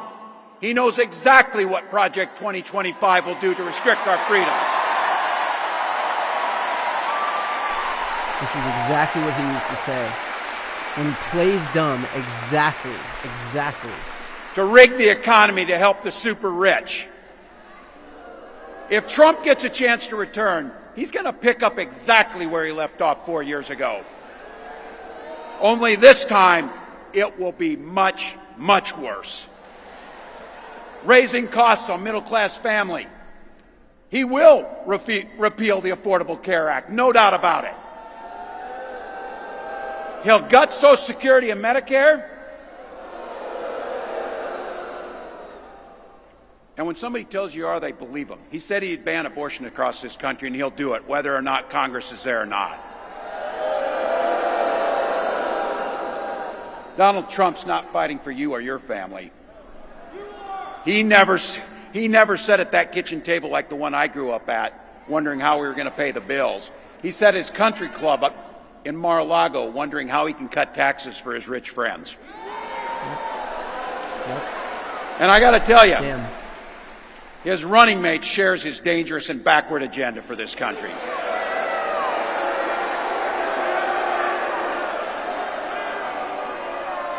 J.D. Vance literally wrote the foreword for the architect of the Project 2025 agenda.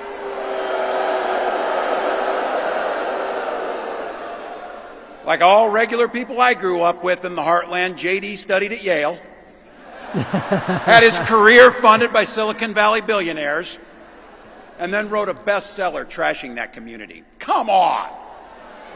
That's not what middle America is.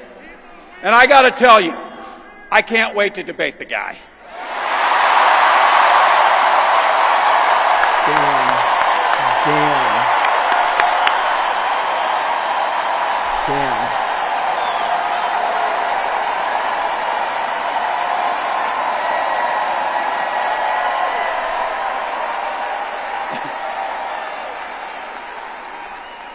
That is if he's willing to get off the couch and show up. So, Oh my God. you see what I did there?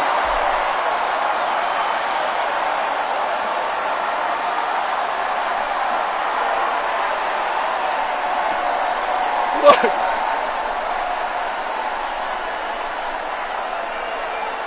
Oh my God. I got to tell you, pointing out just an observation of mine that I made. I just have to say it. You know it, you feel it. These guys are creepy, and yes, just weird as hell. That's what you see. That's what you see.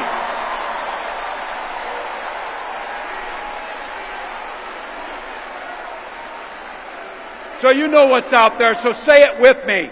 We aren't going back. We aren't going back. We are not going back.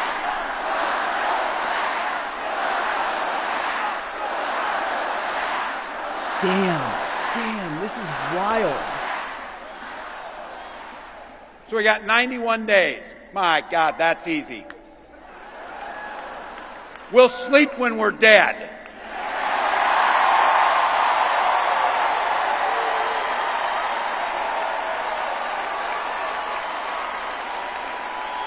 Over those next 91 days and every day in the White House, I'll have Vice President Harris's back. Every single day. And we'll have yours.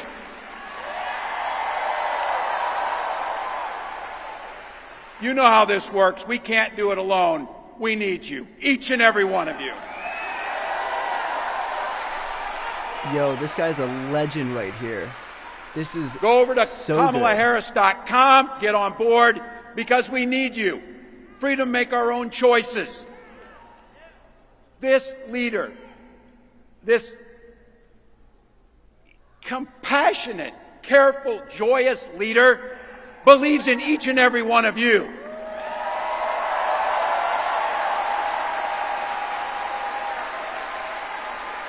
My God, you came here tonight to sit at the very top because you love this country and you're not going back.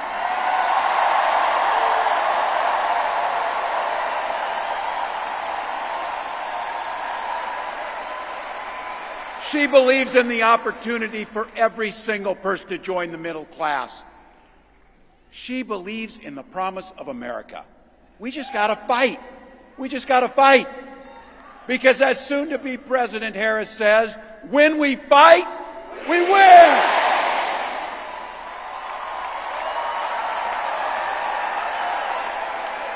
Thank you, Philadelphia. Thank you, Vice President. God bless America. Yo.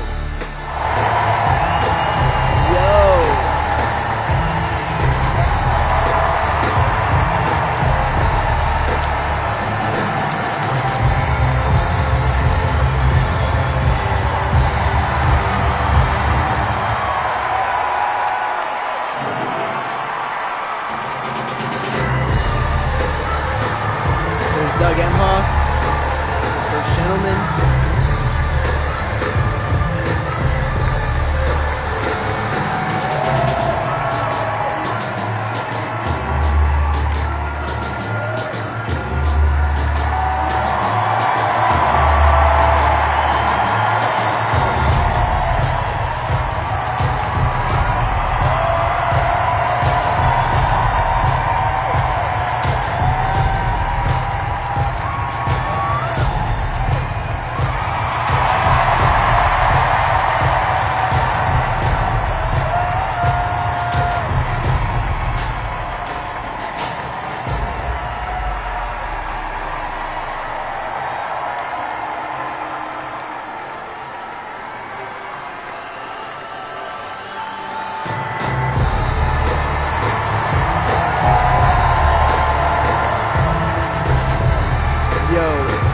Trump rallies do not have shit on what we just saw.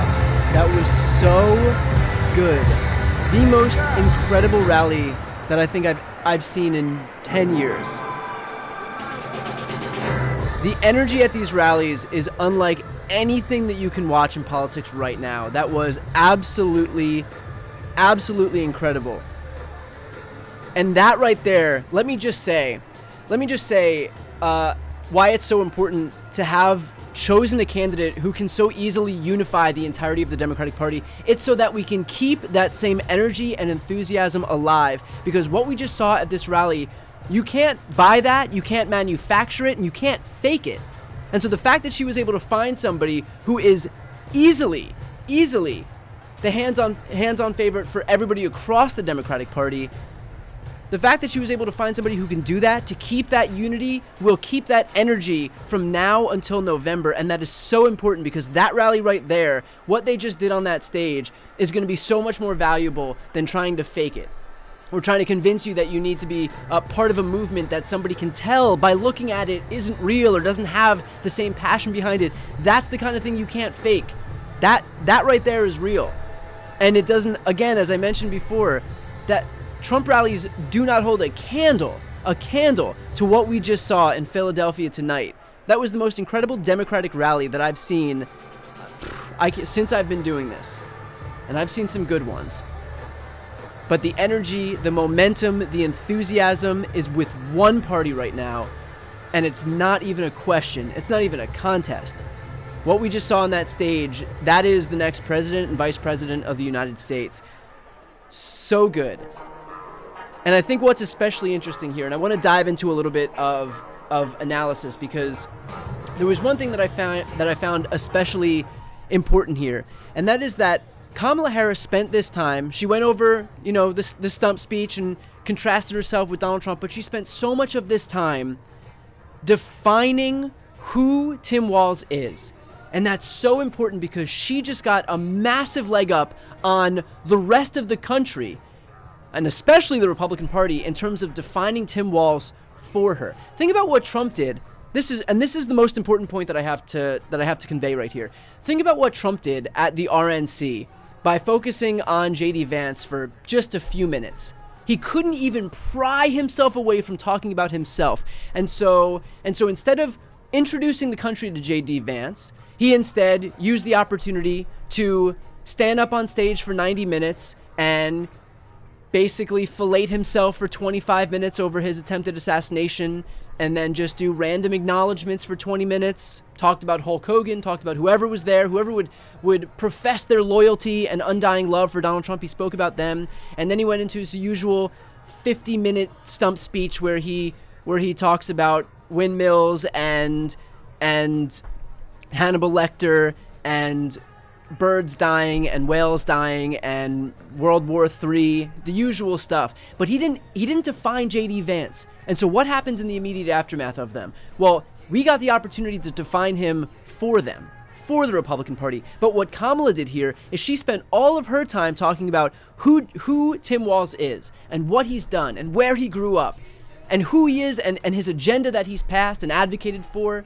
and his family and his job as a coach and a teacher growing up on a farm, a gun owner who supports common sense gun safety legislation, as a member of the U.S. military. And so now we know who Tim Walz is, because she is not an egomaniac who used this time under the lights to talk about herself, but rather to introduce the country to this guy who is hugely successful and hugely charismatic. And that's the difference between these two tickets. You have Donald Trump, who could not fathom for even a few minutes talking about somebody who isn't named Donald Trump, and he ceded all that opportunity to the left to be able to define J.D. Vance for him. But Kamala Harris used her opportunity when the whole country was watching. We had 100,000, almost 100,000 live viewers on this stream, just in the live stream, which is to say nothing of how many people are going to watch this afterwards. Millions of people are going to have watched this. And she used all of those eyeballs. She took this opportunity to introduce the entire country to Tim Walz. And so now we've had the opportunity to define him, and pulled that opportunity away from Republicans. Because remember, I talked about the polling before this. 71% of Americans do not know who Tim Walz is. But I can guarantee you that number is going to plummet right now, as people had the opportunity to not only hear from him who he is, but hear from her who he is. And that's the benefit of having somebody on the ticket who is not obsessed with themselves, who is not a megalomaniacal narcissist, who doesn't think that the sun and the earth revolve around them. That's the benefit of having someone who is not Donald Trump on the ticket, who actually cares about other people. You'll remember when Donald Trump was asked, I believe on stage with the National Association of Black Journalists, or was it in his interview with Laura Ingraham, one of those two interviews, whether he has confidence in J.D. Vance's ability to step up on day one if needed. Well, we managed to get through a few weeks without a massive ethics. If he was ready to step up on day one if needed. And what did Donald Trump say when he was asked that question? He said that doesn't really matter because it's not going to be about J.D. Vance. People don't even worry about the vice president. It's really just about me. It's about the president. And so even then, when he had the opportunity to extol the virtues of a guy who he clearly thought was good enough to choose as his own vice president, he hung him out to dry. And what did that show? It showed not only that he missed an opportunity to, again, define J.D. Vance for the American people and, again, leave the door open for Democrats and the rest of us to define him, which is as a creepy weirdo who wants to ban abortion nationwide and says some super, super strange things sometimes. But also, he showed that this is not about anybody else for Donald Trump but himself. And yet, look at Kamala Harris and Tim Walz on that stage. Made it perfectly clear that their priority in all of this is to be able to fight not for themselves, not for their bank accounts, not for their rich donors, but the middle class. These are two middle class candidates in Kamala Harris and Tim Walz. Grew up in middle class families who are advocating for people like them. Donald Trump will advocate for people like him. He is a billionaire who's focused on helping billionaires. That's it.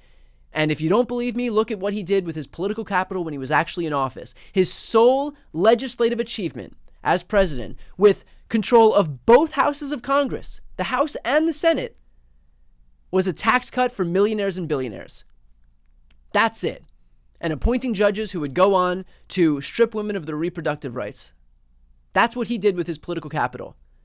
And yet, with the same majority in the House, what did Democrats do? They passed the American Rescue Plan, which saved the U.S. economy.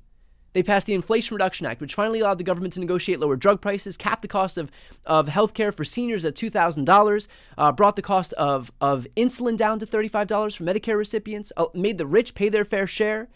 They passed the infrastructure law, which was a punchline during the Trump era. And now, thanks to that infrastructure law, rural Americans, overwhelmingly rural Americans, are enjoying rural broadband because of Joe Biden and Kamala Harris. They passed the gun safety bill, the first gun safety bill in 30 years to pass, while Republicans were just advocating for the proliferation of more weapons of war in this country. Democrats passed the CHIPS Act, which led to an explosion of manufacturing jobs in this country to the tune of 800,000 added jobs, and restored control of clean energy manufacturing that the Trump administration was ceding to China. They codified marriage equality into federal law. They reauthorized the Violence Against Women Act. They passed the PACT Act, which gave veterans health care.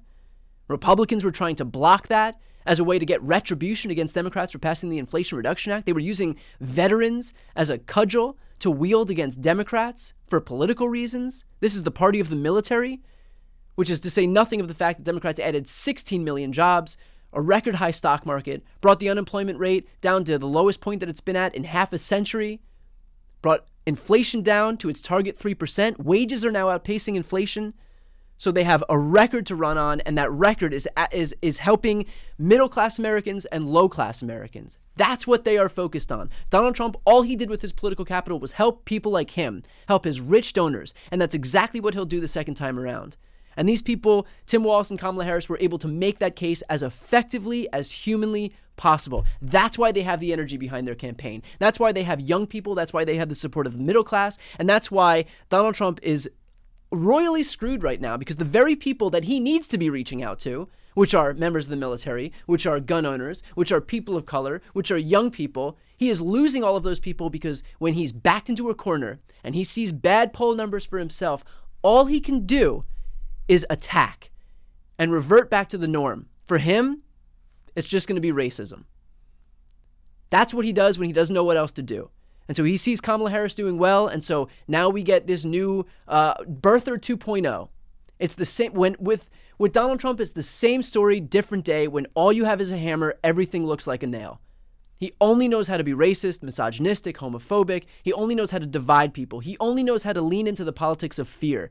And that's why what Kamala and Tim have right here is so effective, because hope is way more effective as a strategy, as a political strategy, than fear is. It's what Obama's 2008 campaign was predicated on. And by the way, Kamala Harris's campaign just brought in David Plouffe, who is an Obama alum. I'm sure we'll see other Obama alum come into her campaign and come into the Kamala Harris White House. But there is a reason that Obama was such an important figure, was such an effective figure, charismatic figure in American politics, and the strategy that he used to get there, that strategy of hope, of appealing to a broad swath of Americans, of uniting us and bringing us together, that works. And while what Donald Trump had was lightning in a bottle for one election cycle in 2016, we've seen every subsequent election cycle since then be losses for Republicans as the direct result of what he wrought onto this country. Thanks to Donald Trump and his MAGA movement, we've seen Republicans lose elections in 2018, 2020, 2022, 2023. And the same extremism that they were espousing that led to those losses is being put on full display right now, only worse. Only after they're seeing how much Americans are revolting against these abortion bans, they're leaning in. They're leaning in, continuing to pass abortion bans, continuing to advocate for interstate travel bans. How blatantly unconstitutional is that? But they don't care because they don't view themselves as accountable to their own voters. They only care about imposing their religious edicts onto a country that has made it blatantly clear, even in red states and purple states, from Virginia to Kansas to Kentucky to Ohio to Alabama, that they don't want it. And yet Republicans are plowing ahead anyway because they're focused on themselves and making sure that everybody in this country lives the way that they want them to live. That's not freedom.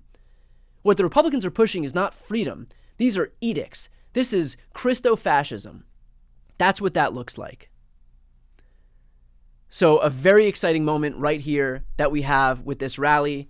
This is what it looks like when the Democratic electorate is completely reinvigorated with a sense of hope, with a sense of optimism. And that's what these two did here. Again, the choice to choose Tim Walz to serve as a complement to Kamala Harris could not have been smarter here.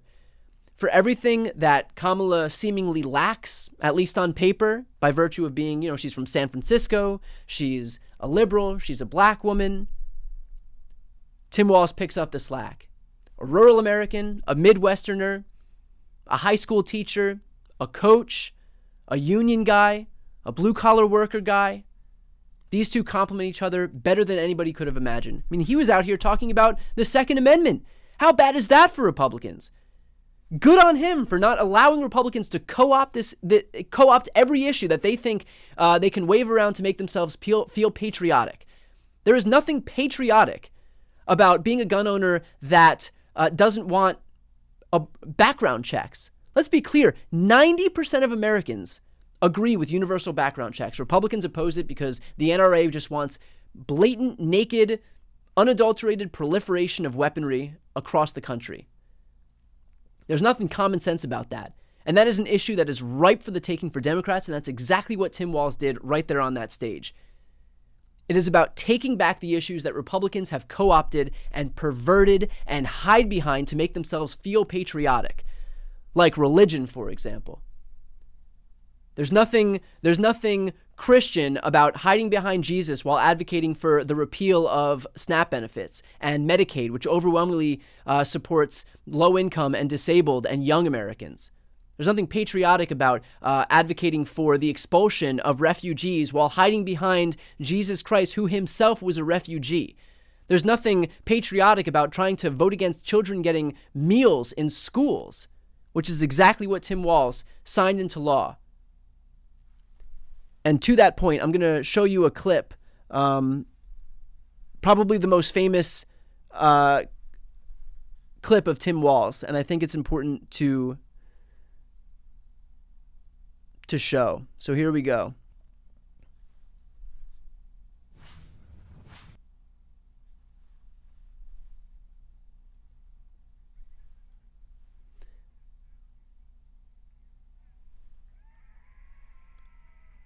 Oh, this might not be working. Let me just...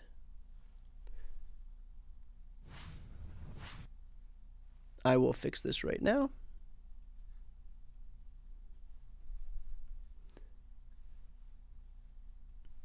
Let's show you this clip.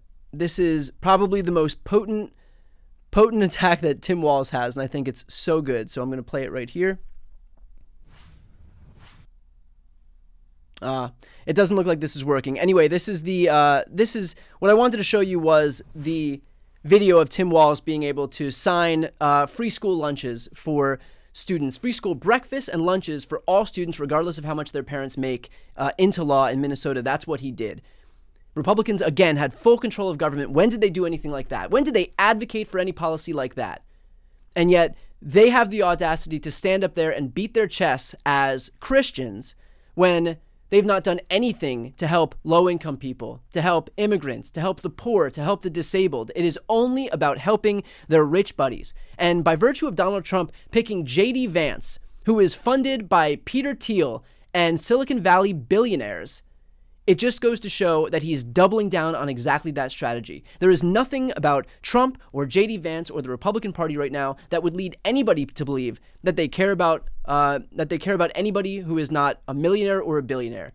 And if you need proof of that, consider the fact that when Donald Trump had the ability to pass legislation to give a tax cut to the middle class, what he did was he passed his tax cut for millionaires and billionaires, and then said, if you elect Republicans and give us majorities in the House and the Senate for midterms in 2018, then we'll give you a middle-class tax cut. Now, let me ask you, if Republicans' initial tax cut already benefited the middle class, why would they expressly need to pass another tax cut that benefited the middle class when they'd already gotten one? It was a tell. It was them revealing that they, in fact, had not passed a tax cut for the middle class. They focused solely on millionaires and billionaires, and then tried to dangle a middle-class tax cut to get the rubes out to vote for them in midterms. They had the political capital initially, full control of government in the first 2 years, and they used that political capital not to help the middle class, not to help the working class, not to help the very people who Trump promised to help with his populist campaign, but instead used it to help millionaires and billionaires and the donors that funded Trump's campaign. And then came out and had the audacity to claim that he's totally, definitely going to help them this time. All you got to do is just give us your votes again. And then we're definitely going to show up for you the next time. Trust us, we promise. It is just the same shtick over and over.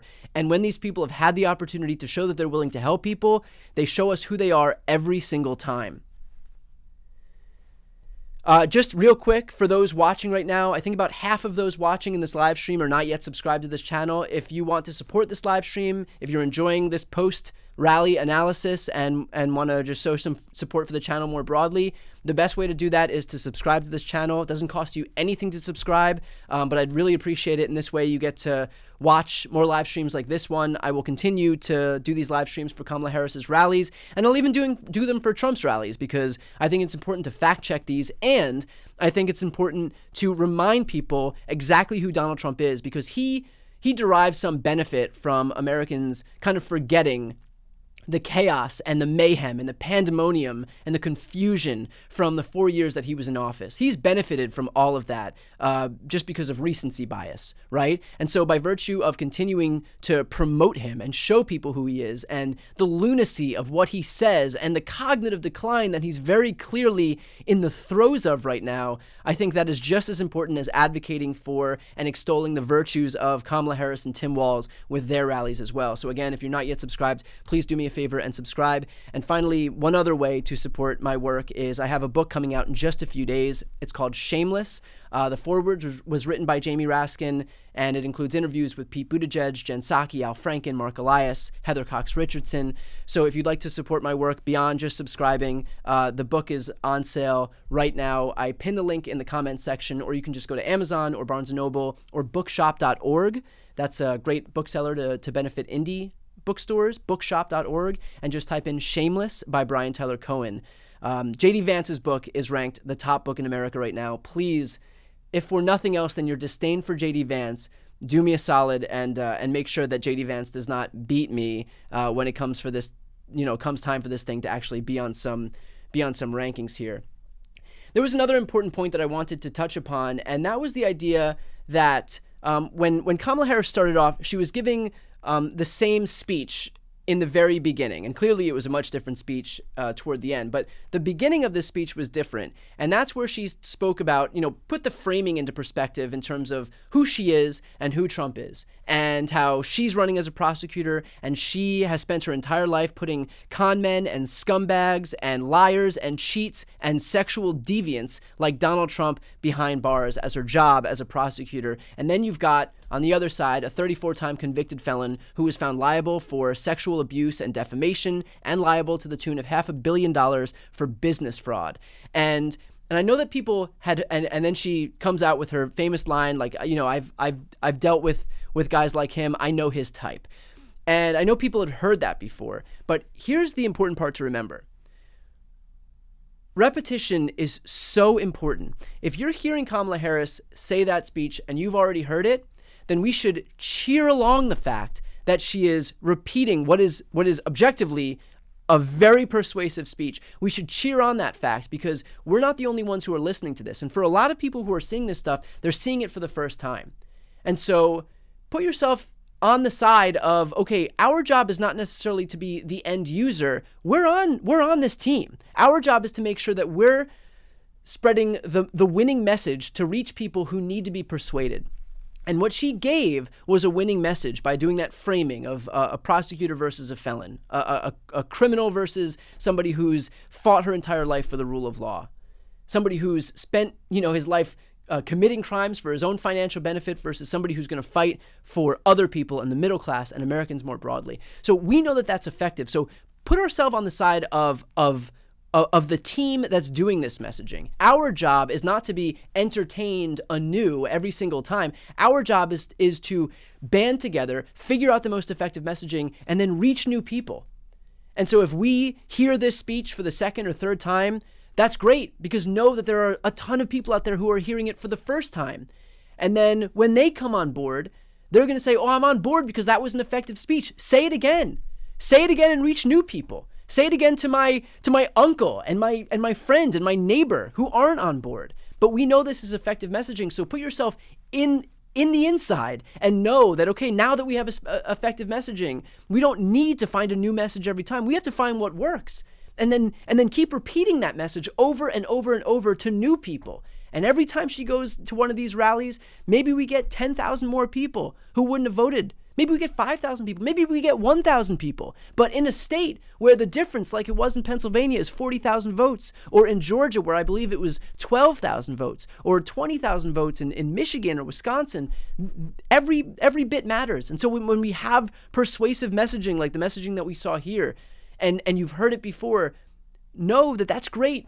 Let Democrats embrace repetition. We should do that every time. Donald Trump does it, and look how effective it is for him. People in his orbit will repeat, like zombies, build the wall, make America great again, lock her up. They repeat this thing over and over and over because they say it so much, because repetition works as a strategy, as a rhetorical device. And so it's great that Democrats are finally learning that. So when you hear something repeated, just know that we are doing the right thing, and that if it worked well enough to persuade you, that she should repeat it so that I can persuade the next guy. You're on the inside now. You're already bought in. You're already persuaded. Now we have to repeat this messaging for people who aren't yet bought in. And so if she has effective messaging, if she has an effective stump speech, if she knows what she's doing, tell her to repeat that shit. Keep going. Keep spreading good messaging. So that's my message on that. We should absolutely advocate for repetition in our messaging as a strategy. It is the smart thing to do. So overall, a massive, massive success in terms of what we saw at this rally. Very smart of Kamala Harris to use all of this opportunity on the biggest stage, probably in the biggest rally that she's had thus far, which is saying a lot, because these rallies, I've live streamed all of them, and they are raucous. They are energetic. People are bought in. To use this opportunity to define her running mate, Tim Walz, and man, what a job did he do. As effective, as charismatic, as down-to-earth, as relatable as you could possibly find. It was the right choice. absolutely the right choice. And this is a campaign right now that has been nailing it in decision after decision after decision. And that's what we have right here. That's why we have the energy on our side. That's why we have the numbers on our side. That's why we have registrations booming on our side, especially with young people. Within the first few days after Kamala Harris announcing, we had over 100,000 new registrations in this country. 80% of them were between the ages of 18 and 35. Who do you think those people are going to go out and vote for? We have people like Megan Thee Stallion coming out on stage at Lollapalooza in front of 115,000 people and endorsing Kamala Harris, saying that Kamala Harris is for the people. What do you think is going to happen when those people have the opportunity to go and register to vote? Again, this is the kind of energy and enthusiasm that you can't fake, you can't manufacture, you can't buy. This is organic. And she's going to get more of that here. And now you have the perfect complement to her on a ticket as a San Francisco liberal with a Minnesota, Midwestern, former football coach, school teacher, union guy, gun owner who advocates for common sense gun safety reforms. This is everything that Republicans wish they could be. Everything that Republicans pretend they are. They pretend they are That's the thing about Tim Walz. Tim Walz looks like every bumper sticker, every caricature of a Republican, every wish-casted image of what a Republican is. This is a Midwestern white guy, a Midwestern straight white guy, 60 years old, gun owner, blue collar, teacher, football coach, and yet that's not on the Republican side. Republicans didn't get to co-opt that guy. That's a Democrat. That's what today's Democratic Party looks like. That's what today's Democratic Party that actually advocates populist agenda items and follows through on delivering them looks like. Again, this is a party. You want to see what some of the policies the Democrats passed just recently? Banned junk fees at banks. Who does that help? The rich or working class and middle class Americans?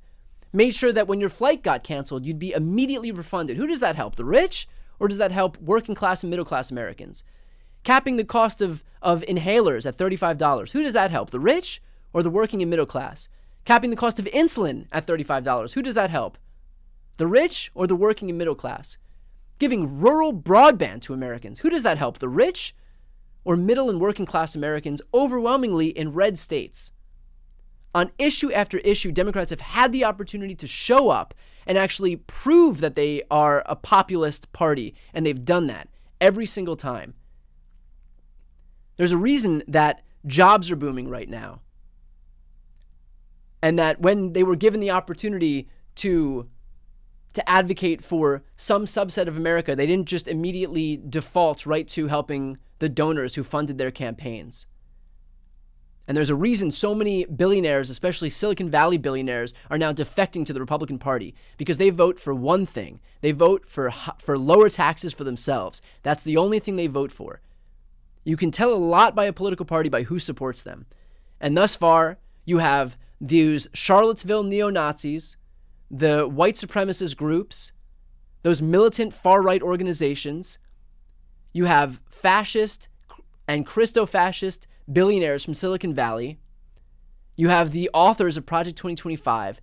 All of those people support today's Republican Party. What does that tell you? What does that tell you about their agenda? What does that tell you about the people who are in charge there? About the Stephen Millers and the Kash Patels and the Jeffrey Clarks and the J.D. Vances and the Donald Trumps. And I think what's so smart about what Tim Walz did is, especially by poking fun at J.D. Vance and the couch thing, which killed me, which was so funny to me that he actually did that, was to pierce this idea that Trump and Vance are these strong men, because so much of the power that Trump and Vance derive is from this perception that they are strong. And I know for us, it feels like a very potent attack to say that they're dangerous and that they're strong and that they're aligning themselves with dictators, but that's what Trump wants. He wants to be perceived as an autocrat because he thinks that lends itself to this idea that he's strong. In fact, Donald Trump is weak. And Donald Trump is too scared to even show up on a debate stage with Kamala Harris. And J.D. Vance is a fool.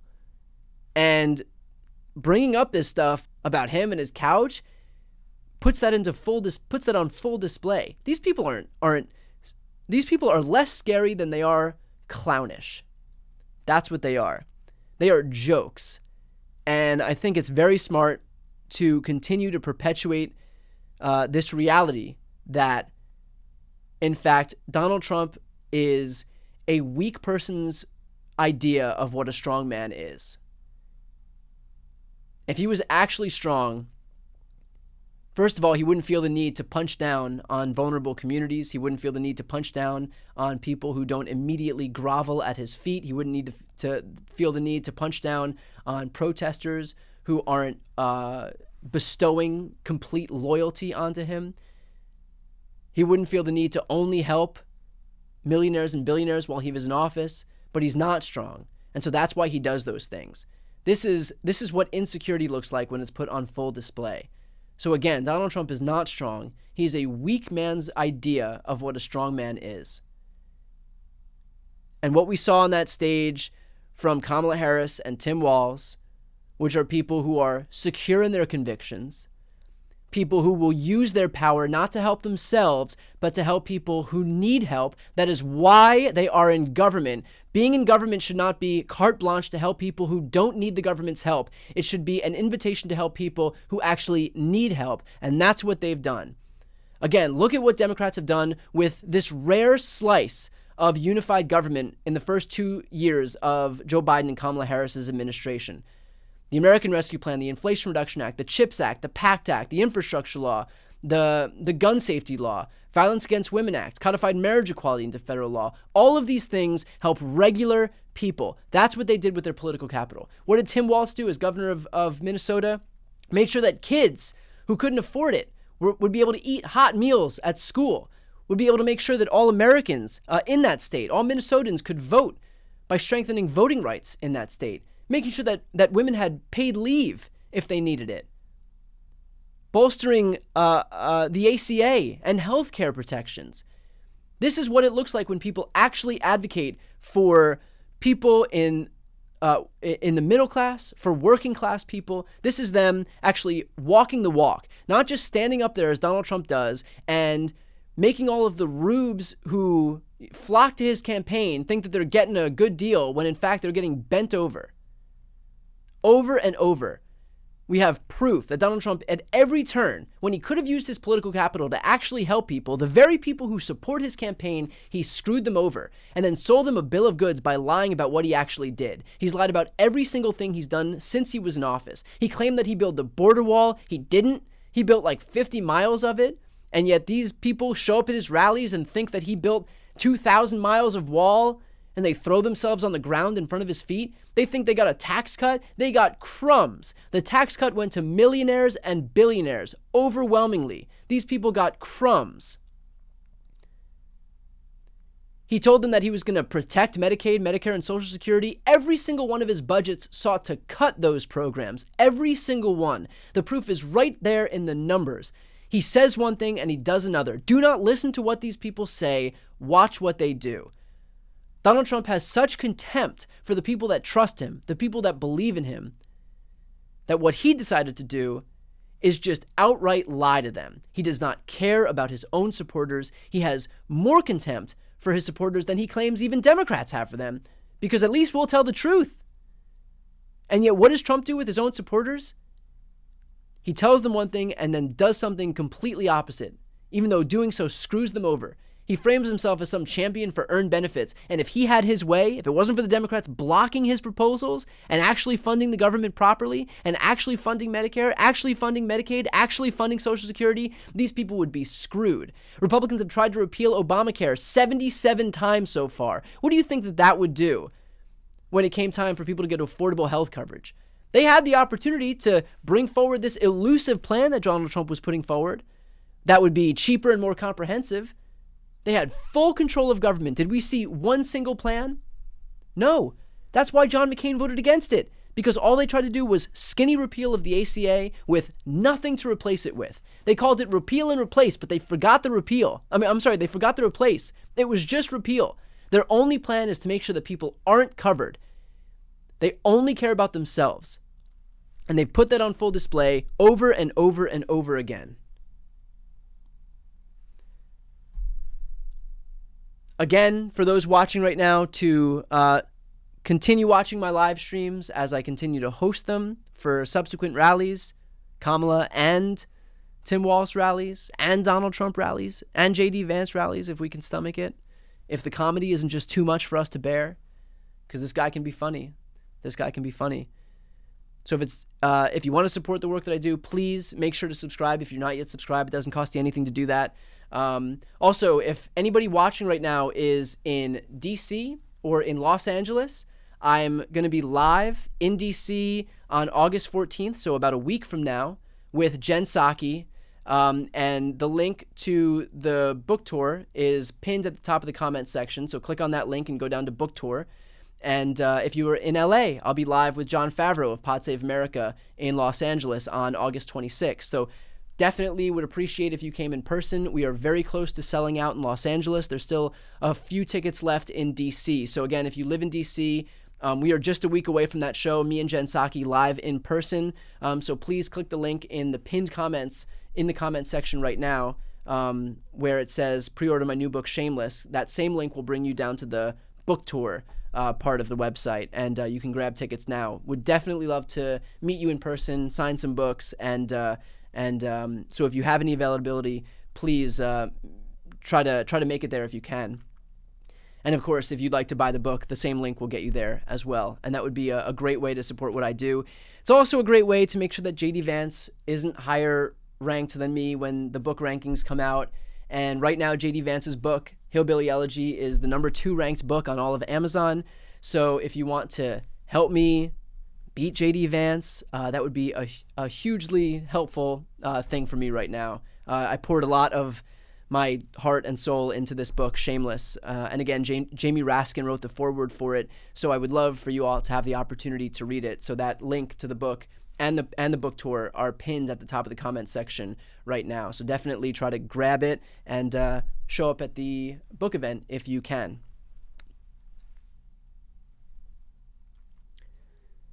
Let's see. I will answer a few questions here, and then I think we will call it for today. I'm getting the question, do Audible sales help with the New York Times bestseller list? Actually, no. The only thing that helps with the New York Times bestseller list is hardcover. But look, if you want to get Audible sales, then if you want to do Audible, I want it to be as enjoyable for you as humanly possible. So do whatever's best for you. But as far as the New York Times bestseller list is concerned, which is like a personal dream of mine to get on, that is hardcover copies. And in fact, Amazon is probably weighted the least, and the best way to do that is probably to go to like bookshop.org. Though that's an indie bookseller, and so they're weighted a little bit more for the New York Times list. Okay. Predictions on debates. Will Vance agree to debate? Will we see Harris and Trump debate? That is a good question. I think that we're probably going to see Tim Walz and J.D. Vance debate, and it is going to be a bloodbath. As we've seen tonight, Tim Walz is an extremely, extremely effective communicator, and the exact type of communicator reaching the exact type of people who J.D. Vance pretends to reach. Tim Walz is the authentic version of what J.D. Vance pretends to be. And that's the most important part of this. And that's what's going to be put on full display on that debate stage. As far as Trump and Kamala, look, he is doing everything he can to shift the goalposts and normalize this idea that he's not going to show up on that debate stage. At first, he was like, oh, well, I'm not sure if I'm going to show up, but we should also maybe do a Fox News debate. And then the next day it was there's litigation against me and ABC, so I really don't think we can do that. And by the way, there was already litigation between him and ABC before when it was still him and Joe Biden, and he was already agreed to that debate. And then he's like, oh, well, ABC is actually way too biased and it's Fox News only. And then by the last day, he's like, if Kamala doesn't show up to the Fox News debate, then I'm not doing any other debate at all. So he's just shifting the goalposts on a daily basis. Will he ultimately show up? I'm not sure. It remains to be seen. But very clearly, He is so afraid of her that he's doing everything in his power to avoid actually showing up and being there with her on that debate stage. And the way you know that is because the whole world, the whole country, and a lot of the world, talking about how afraid he is humiliation enough. So if he's willing to endure the daily humiliation of not showing up on that debate stage because he's just that afraid to actually show up and debate her, because he thinks that the daily humiliation is still better than whatever would happen on that debate stage, I think that goes to show you what his mindset is like in terms of actually showing up to debate.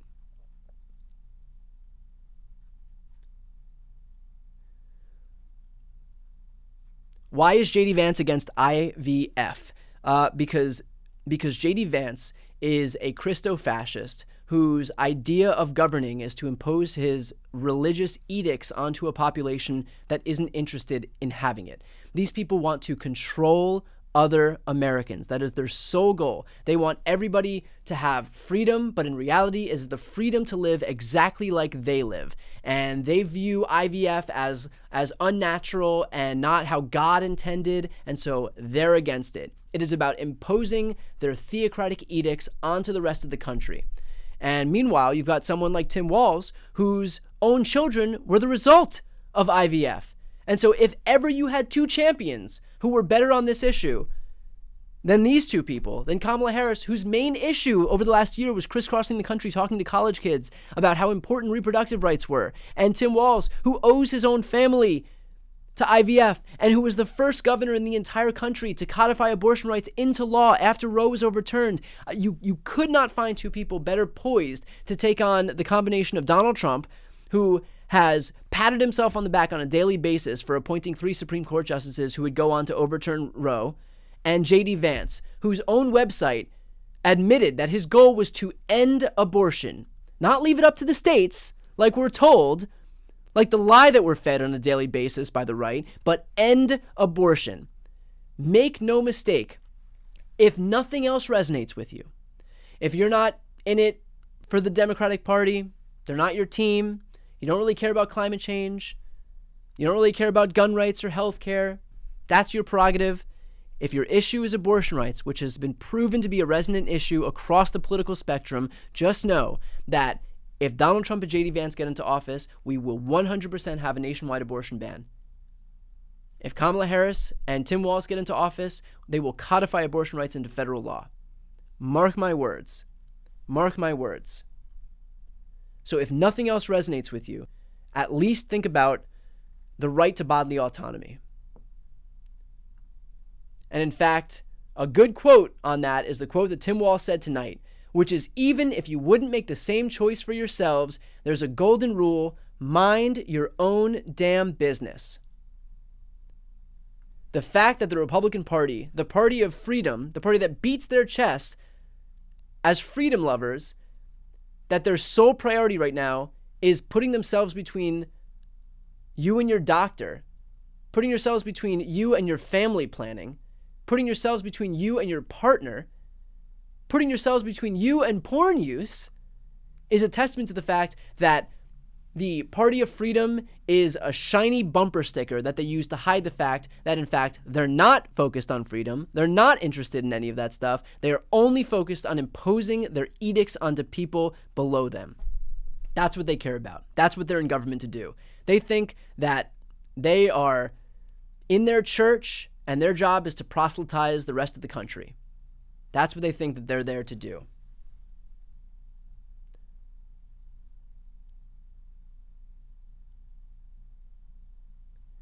What things do you think Walz brings to the ticket most? I think he brings common sense gun owners to the ticket who recognize that we can respect our Second Amendment rights while still making sure that we pass common sense gun safety reforms like a nationwide background check law.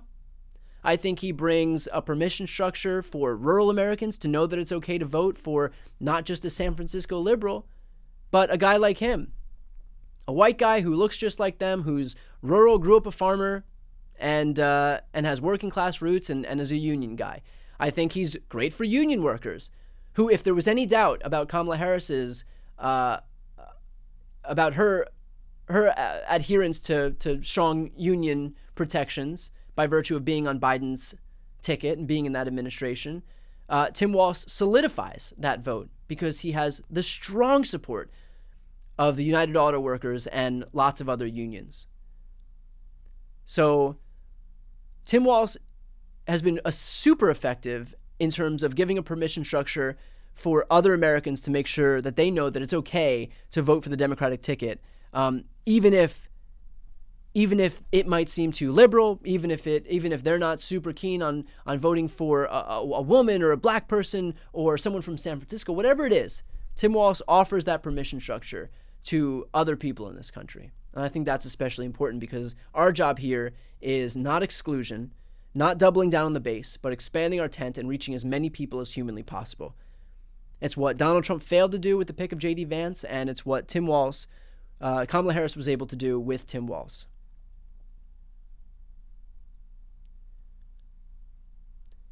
I'm getting the question, what is the best platform for us to buy the hardcover from that will give you the biggest cut for book sales or be equivalent across all of them? So the money doesn't matter, and I'm sure it's the same across all things, but really what I care about, I would love to make the New York Times bestseller list. So the best platform to buy it on is probably right now bookshop.org, and they support independent booksellers too. And I think they're weighted more heavily than the Amazons of the world. But honestly, whatever's best for everybody now. Whatever way you want to read the book or buy the book, whatever's most convenient for you, just getting it in the first place is so appreciated by me, and I appreciate you even asking. What position would I like to see Buttigieg take in Kamala's staff? I would like to see him take Secretary of State. He's so competent. He's a polyglot, speaks like 7 languages. He'd kill it.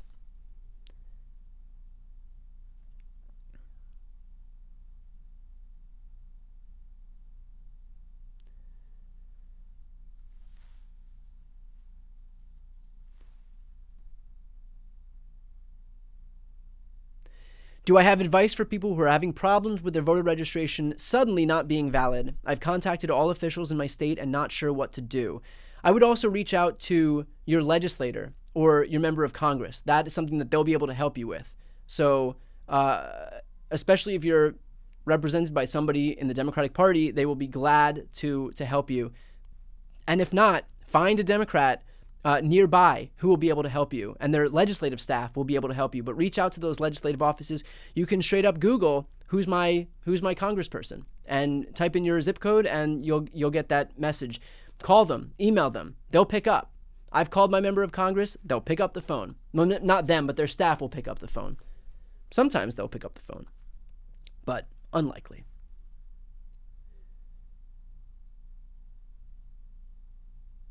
Thank you, by the way, for people saying that they've ordered the book. Thank you so much. That means a lot.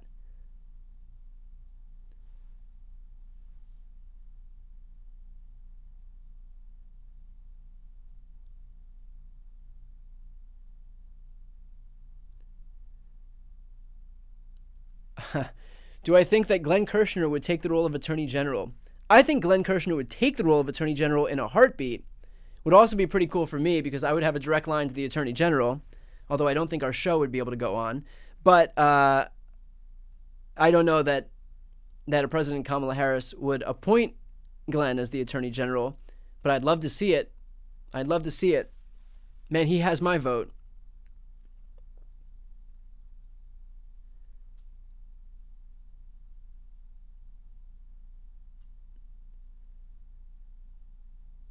Your book is the first political book I've bought in my 47 years on Earth. Thank you. That means a lot. I really appreciate that. Any word on when vice presidents will debate? Not yet. Actually, let's see. Do we have any rough debate? Let me confirm.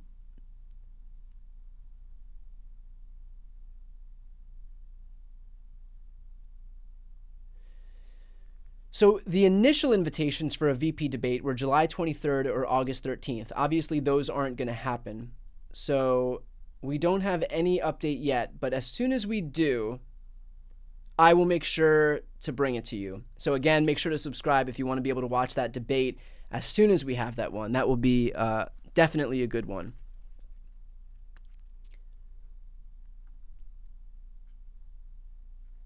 Okay.